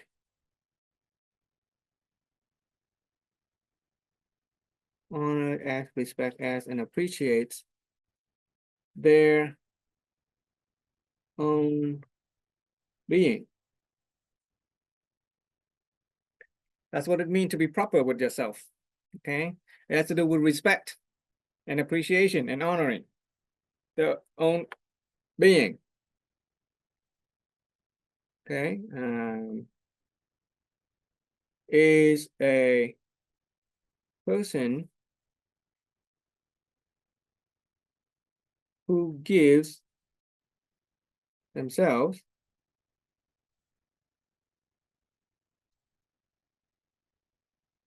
the opportunity to receive and fully grasp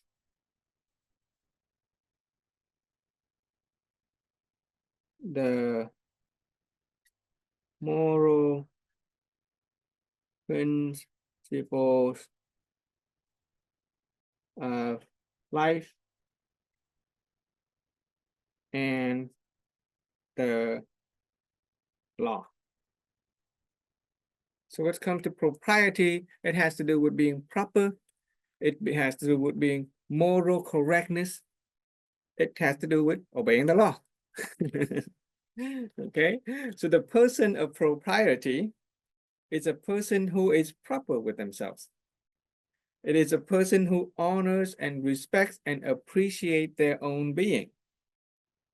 It is a person who gives themselves the opportunity to receive and fully grasp the moral principles of life and the law. Okay.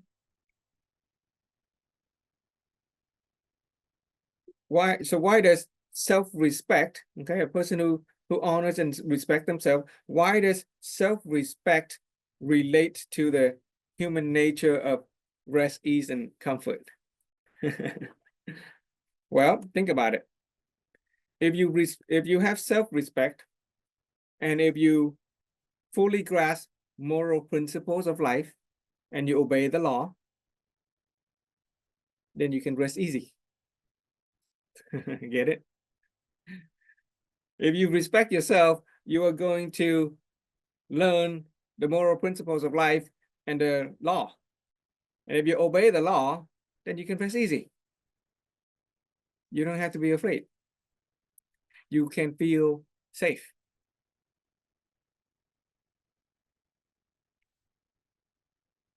Okay, so the person of propriety relates to proper respect, relates to moral correctness. Okay,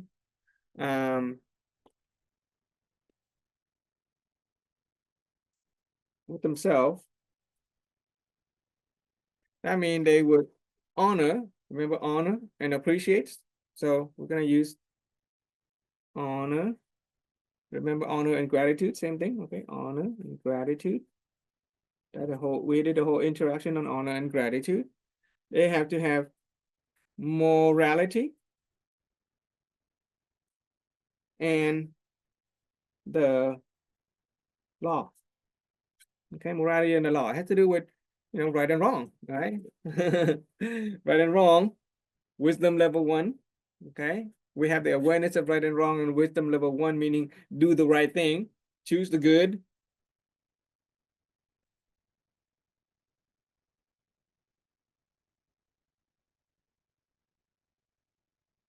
And it has to do with honor and gratitude.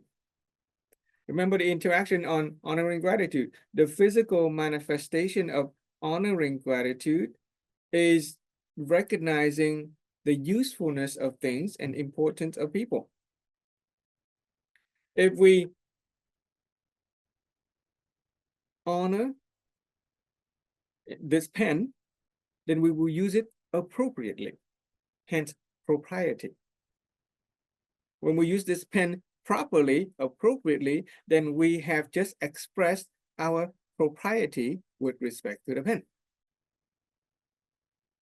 When we have honor and gratitude toward people, we recognize them, recognize their importance, and we treat them appropriately.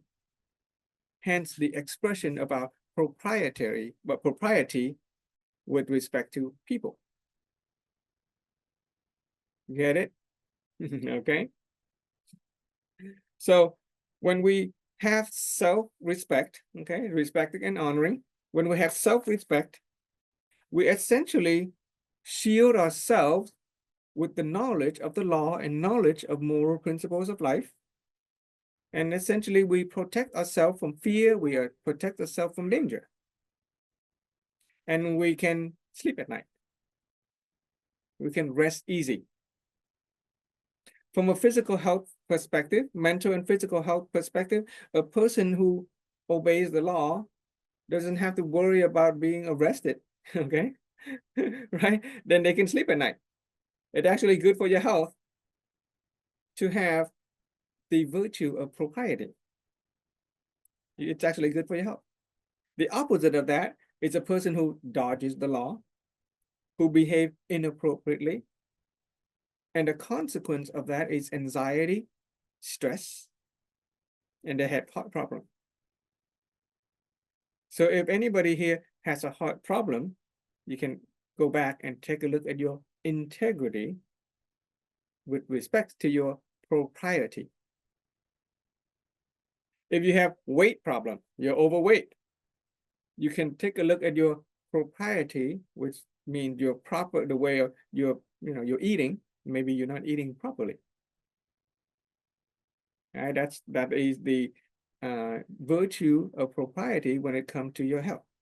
If our health is not in order, you can take a look at, see, okay, you are not behaving properly with respect to your health. So that would be your moral correctness? Correcting it? Yeah.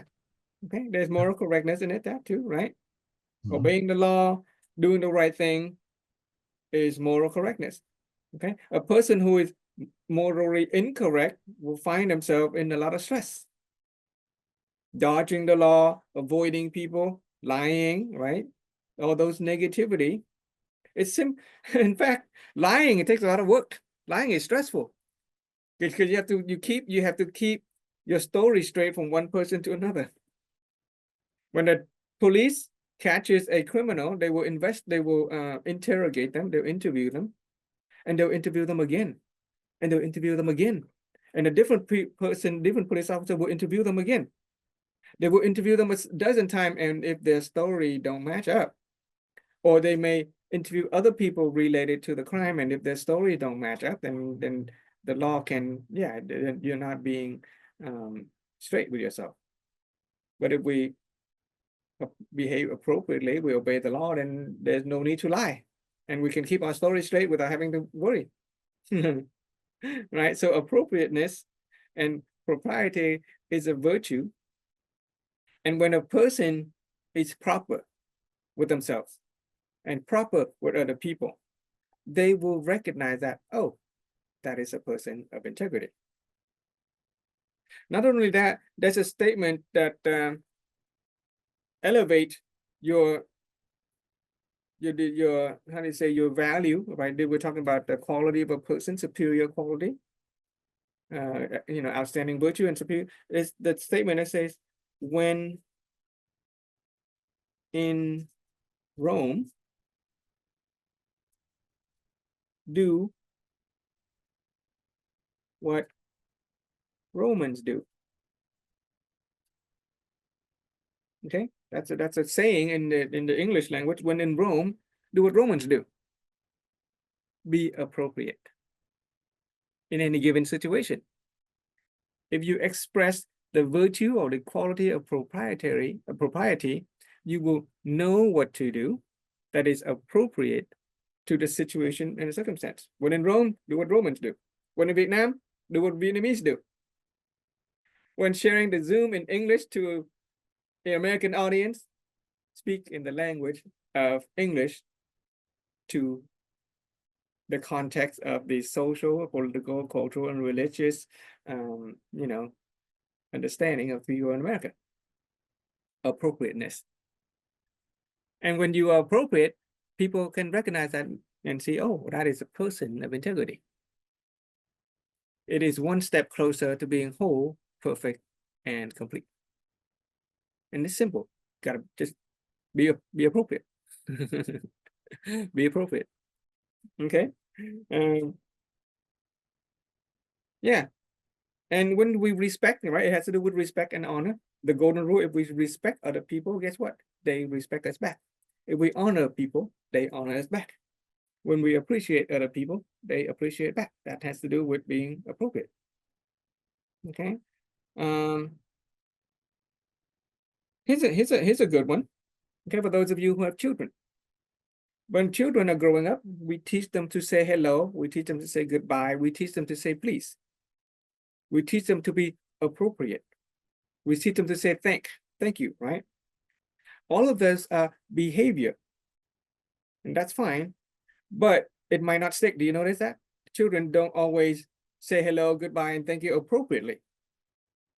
That is because we did not cultivate in them the virtue of propriety. So instead of working on their behavior, instead of teaching them what to say, what to do, cultivate in themselves, give them the awareness and perception that they are a person of whole, perfect and complete. And the right thing that a person of wholeness and completeness do is to treat other people appropriately. And that is honor and respect. In other words, we focus on developing the child's integrity at a young age, instead of just teaching them behavior.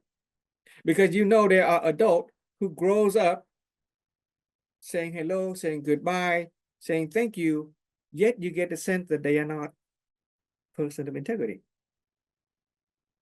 They just kind of do it because it's the, you know, it is an appropriate thing to do, but it doesn't come out with a sense of integrity. It doesn't come out of a sense of being whole, perfect, and complete. They might not respect the person that they say thank you. They may not honor that the person that they say please to. But if it comes from the seed of honoring and respect and gratitude, then what they say and they do will be appropriate in congruence with that virtue. You see the difference? We've met people who outwardly are very respectful. They'll say please, they'll say thank you, they'll say hello, but you get a sense that they don't really mean it. That is because it didn't come from the seed of whole, perfect, and complete. It didn't come from the seed of real respect and honor. You get that? Okay. And that has to do with the character of authenticity. Okay, we didn't talk about that. We'll go back and at some point we'll talk about authentic. If you're authentic in honoring other people and being grateful for other people, then people will recognize you as a person of integrity. Okay. Yeah. That's it for today. That's all I have. Okay. We'll talk about the other virtues and qualities, and then we'll probably go finish up with all the characters. Question, impression? No, a lot of this tonight that we talked about kind of applied to me at work today. Okay, do share, do share. Well, I had an issue with somebody that a company phoned me complaining about one worker. Okay. So rather than chastising him or anything, I asked him, well, what do you think you need to do to change? Because of the WIT program, I was able to change the way I talk to him. Okay. Because normally I would have said, what are you doing wrong? What are you doing? But now it was just a different approach. I said, what do you think you need to change for them to change their attitude about you? What do you need to do? He gave me an answer, and he showed me a lot of respect because of the way I was talking to him. Yeah.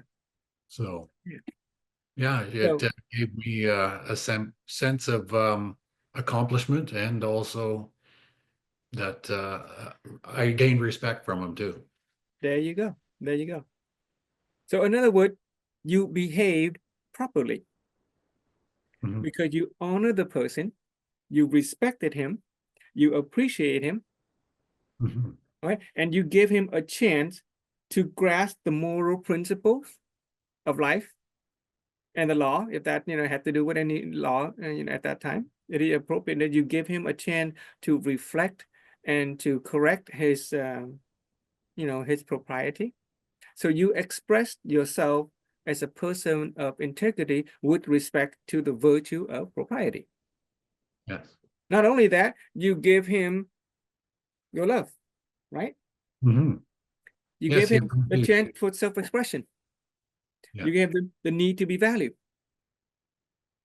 right? And you maintain the social connection with him. You didn't cut your ties. And by elevating his awareness, you help him, prepare the way for him to build better social relation in the future. So you basically express both the virtue of humanity and propriety with your coworker today. Yeah.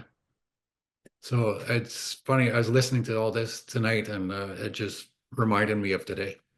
Awesome. Okay, that's great. So you have a reality, and for anyone who is listening and is still cultivating their own sense of wholeness and completeness, if you recognize yourself as being whole, perfect, and complete, it is going to be very simple to interact with people. Today, I attended a training, offered by my workplace. It's a wonderful training. However, it is a training on how to deal with problems, a difficult situation, difficult people. And there was some wonderful advice on what to do.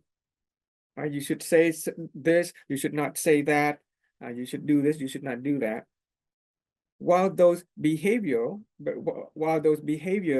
are appropriate, okay, if we can help a person come to the realization first that they are whole, perfect, and complete, and that when they look at another person is also whole, perfect, and complete, then we don't have to worry so much about how to behave. It is the awareness that we are ourselves as a picture of God and another person is also an image of God, then that takes care of itself.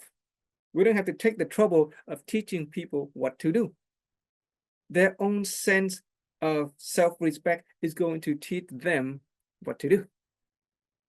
That's the beauty about this philosophy. When we open a person's mind and we elevate their wisdom and we expand their awareness, then they take care of themselves. The alternative is to have to train people their behavior, train people a set of behavior, do this, do that. And there's a million situations that they encounter, but if they don't have the seed of integrity, if they don't have the seed of character, if they don't recognize themselves and other people as being whole, perfect, and complete, then they're going to behave inappropriately because they weren't trained for that situation. Right? If you train people for specific in situation, then there's an infinite possible situation. How are you going to train for all the possible situation? And all the trainings usually focus on the negative. They only address negative situation. When you run into difficult situation, difficult people, you are training for difficult situation. You're essentially trying to remove the darkness from the room instead of bringing the light into the room. If we teach people how to be at peace with themselves and other people, if we teach people how to be magnanimous and tolerant to other people, those are awareness and those are state of being. If we teach people how to be grateful, then that takes care of themselves. They will teach themselves, they will know how to behave instead of us telling people how to behave in a given situation. So we basically wholesale transform a person. Teaching people skill doesn't necessarily make them grow. They just know more skill. Teaching them how to behave doesn't necessarily make them more mature. They just behave, but deep inside, they're still immature. With practice, they might mature on their own. They might come to their own realization, right? But we see it all the time. Many people behave see, oftentimes they may behave appropriately, but if they don't have the foundational seed of integrity and character, then that behavior is not stable. It might not be consistent. When really difficult situation arise, they might not know what to do because they don't have the foundation of integrity and character. But if we give people the awareness and the understanding about character and integrity, then they will take care of themselves in any given situation. It is less costly to train them that way, to train the awareness than to train them in behavior. Okay. Okay. I think that's it for today. And once again, I'm very honored by your presence. Okay. I'm very grateful for those of you who participate. We have quite a few people today, even though most people did not turn on the camera. I appreciate you anyway. Okay. I hope that this has brought some value to you. Hello, Jenny. I said that and you turn on your camera. Thank you for your presence. Did you learn anything today? I haven't heard from you in a while. How are you? Jenny, Jiha, would you like to share anything? Thank you, Mr. Vương, for saying today.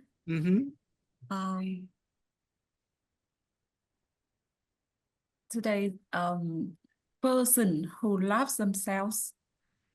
So it means the person that means when we love themselves, love ourselves, we can love our family, organization, and society. Yeah. We need.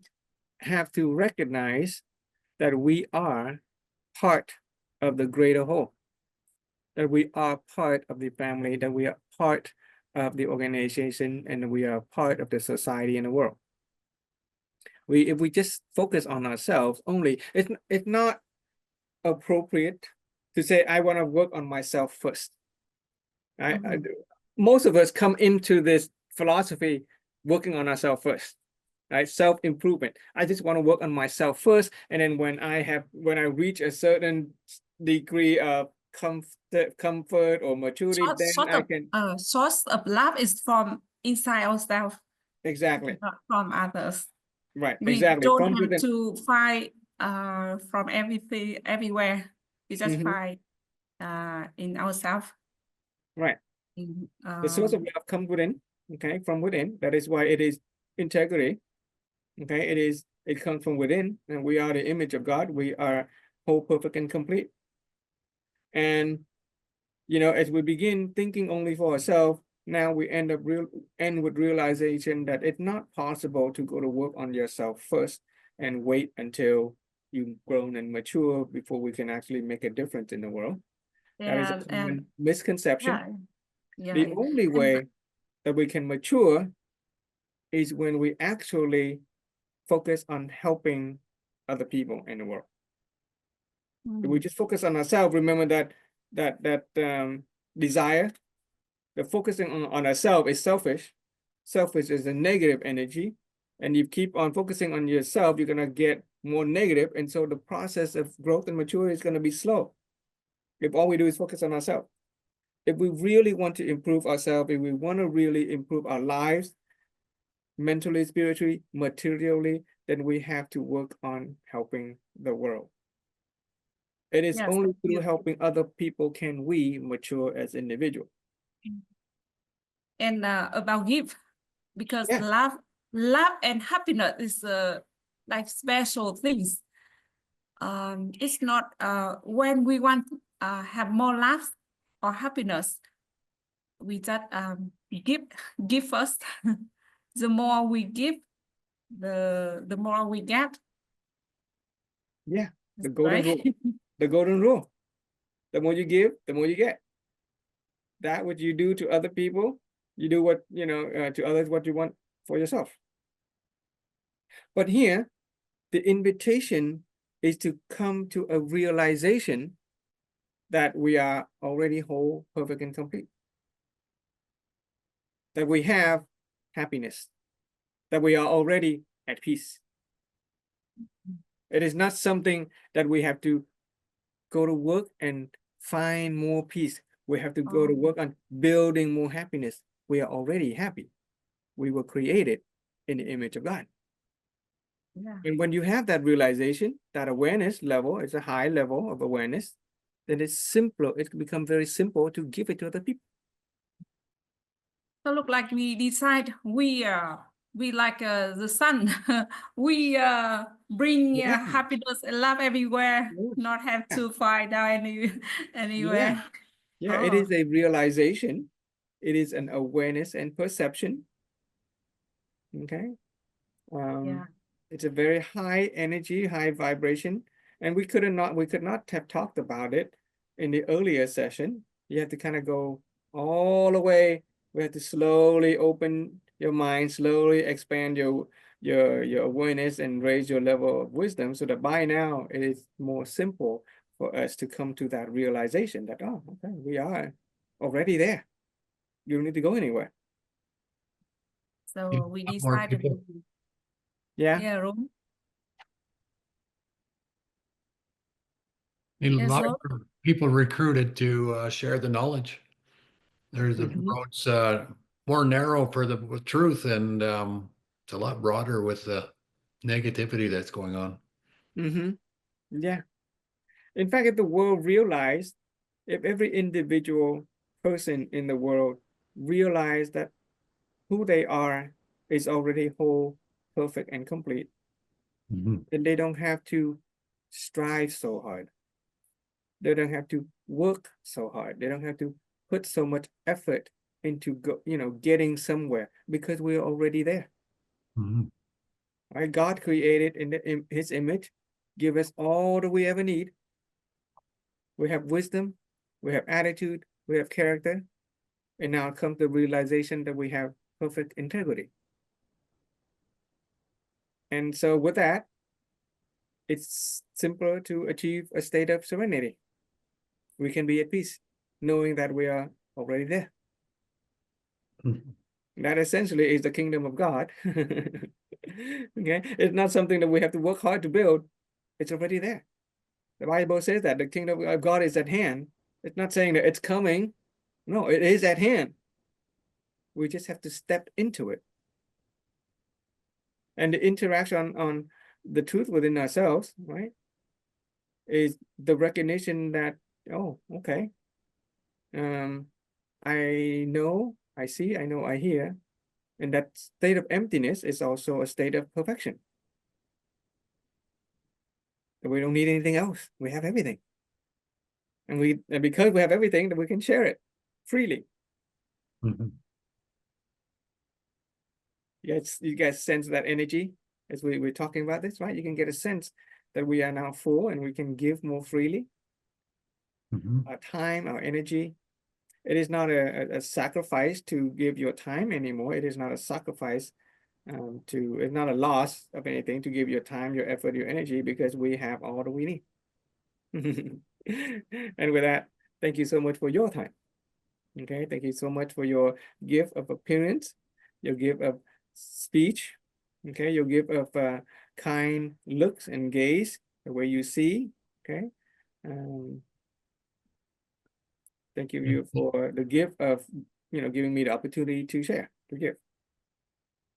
So, Mr. Vương, I want to talk a little.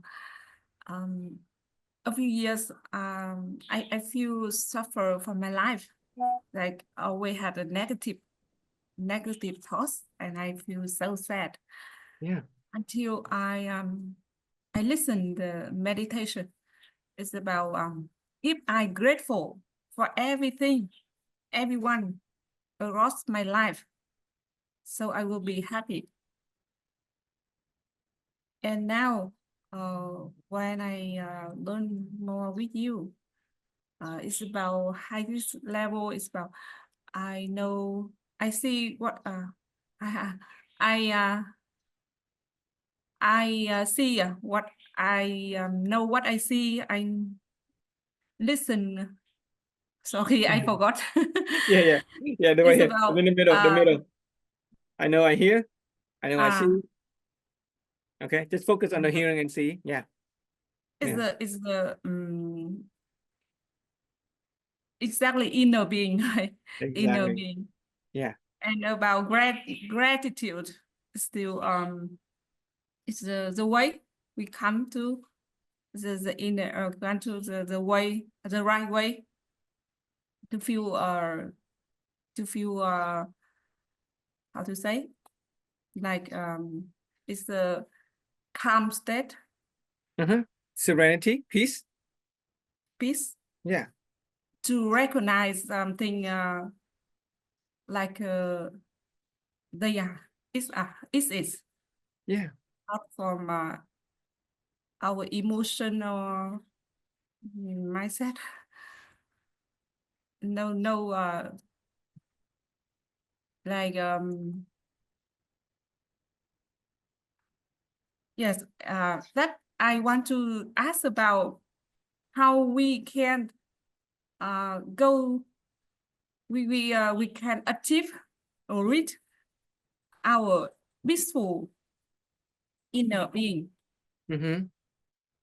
Are you still trying to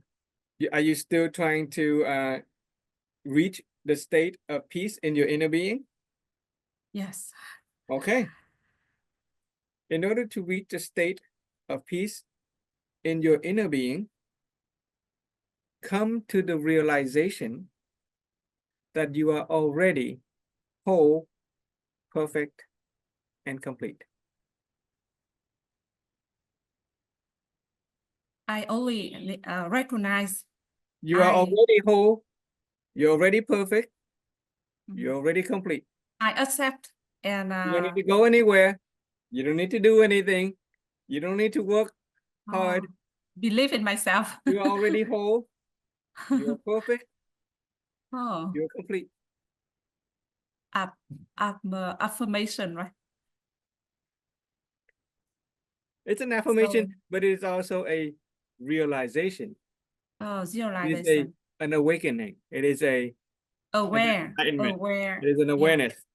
Awareness, yes. Okay. Because let's go back a little bit. You know, when you first practice being grateful, I know you have practiced gratitude, right? Being grateful. When we first practice being grateful, do you remember it was difficult to find things to be grateful for? Remember? You know, when we were suffering, but when we were unhappy, it was difficult to be grateful for things. We had to put our effort in it to be grateful, especially if we've been unhappy for a long time, if we have been taking for granted for a long time, if we have been resenting and blaming people for a long time. It is difficult to be grateful. Yes, but it's not easy to change. Now, but now that we have the realization that we are whole, perfect, and complete, then and it's simple to be grateful for everything and everyone. Wow. There's no more effort. I don't need to make an effort to be grateful because I am whole, perfect, and complete. Then everybody in my life, I can be grateful for. Everything that I have, I can be grateful for. And when I have perfect integrity, which is what has to do with our four debt of gratitude, for survival motivation, then I can be grateful for everybody in my family, everybody in my organization, everybody in my world, and everything in my family, my organization, my world. And it's simple and light, and it's ease. So yes, it's a good idea. It's the best way for us to recognize our talent, our perfection, and how to set healthy boundaries. We know our limits. Okay, that is a virtue of appropriateness. That is the propriety. Okay, so propriety has to do with being appropriate, knowing what to do at the right time at the right place. healthy limits. You do some checklists, okay? Whatever limit it is, does it honor and does it respect myself? Am I doing it out of appreciation for myself? Do I understand the moral principle of what I'm doing? Do I understand the law as applied to what I'm doing? And then from this, you set your own limit. How much do I eat? Is that appropriate amount of eat? How much do I sleep? Is it an appropriate amount of sleep? How much do I play? How much do I, whatever. It is the virtue of propriety that will help us reach a state of wholeness, completeness, and perfection. Once again, perfection is not about perfectionism. It is a realization that we are already there. And we simply think and behave congruently with the state of being whole, perfect, and complete. Yeah, it's not about perfection. It's about accepting who we are. As already perfect, whole, and complete. Yeah, I know. Like when I learn English, I only accept my effort and feel excited to share everything in English. Not about perfection. It's about progress. Yeah, that's fine. That's fine. Okay. Yeah, I know. Thank you so much. Yeah. At any moment, you recognize that your English is already perfect. It is already complete. If you want more, that's fine. That's just wanting more. That's part of human desire. But, you know, what you have now in terms of your English skill is already perfect. It's a realization. It is an awareness. It is a way of being. Okay, a way of being. Okay. Yeah. Wonderful little interaction after the sharing. Okay, I love it. Thank you, Jenny, for your insight. Okay, I love it. I'm very grateful for that. Okay. Yes, yeah, thank you so sharing, much. Jenny. That's more clearly Yeah. to understand. Yeah. Okay, so we have expanded our awareness. We have raised our level of perception, our wisdom. Okay, and we can tie in. Did you sign up for Mentor 7? For WIT Mentor 7? Are you in Mentor 6 or Mentor 7? Jenny? Mental silence. Huh? When silence, mental silence. No, I mean the program. Did you join the Mentor with K06 or 7? Oh. Sorry, I don't join. Oh no? Why not? Don't you want to share this with other people? If you love yourself, you give yourself the need to express, the need to give. Give people the gift of your position, the gift of your knowledge. If you love your family, give them the need, you know, for this philosophy. If you love your organization and the world, give them the, you know, the philosophy. So yeah, still from from my thoughts that mental wit is something it's my dream. your dream. But I'm not ready to join. You don't think you're ready? I don't know. Well, let's go back. You are whole, perfect, and complete. Thank you. You don't need anything else. So just sign up for Mentor Wits 7. Yeah, I'd love to share or learn new things about inner being and share it in English. You will be much more perfect, much more complete, and much more whole when you take the Mentor Wit program. Okay, Ron can testify to that.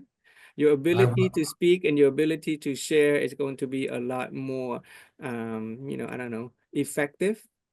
Okay, you learn by doing. You learn by doing, by receiving and giving. Okay, you know, in the program, you're going to sit down and do what I've just done. You know, guide people step by step to opening their mind expanding their awareness, and thereby opening your own mind and awareness. So no need to be afraid. You have There are everything. some points. Oh. Yeah, I will think about it. Okay. Thank you, Mr. Will. There's nothing to Thank you, think Ron. about. You are whole, you are perfect, and you are complete. You got everything that Yeah, I God is know. giving you. Okay? We do to be perfect, not to be perfect to do. The energy of the people is just amazing too. Like at the offline, even though I didn't understand the language, the energy just made me feel good. I did have translators, but at points I was by myself and just listening and watching and observing, and the energy was just amazing. Yeah. Because I grew up until now, it's about aware something important about myself. And I feel happy and peaceful from inside myself that I am I am happy. It is important that you share that happiness with other people. It is a need to give. Okay. It's weird to have happy and keep it to yourself, because with the sharing on the integrity, it is the integrity that's going to keep maintaining whatever we have and make it enduring and lasting. If we want our happiness, if we want our peace to last, we need to be able to help other people to experience the same thing. Because if we just keep it to themselves, it'll fade. Okay, so I invite you, I implore you, just sign up for the next mentor program. Okay, you will really grow and mature as an individual, as it have I. Okay. I also appreciate my wife is in this too, and we both speak the same language. Yeah. Thank you, Joe. I mean the wit language, like we both know. I'm learning from her as well. So, yeah.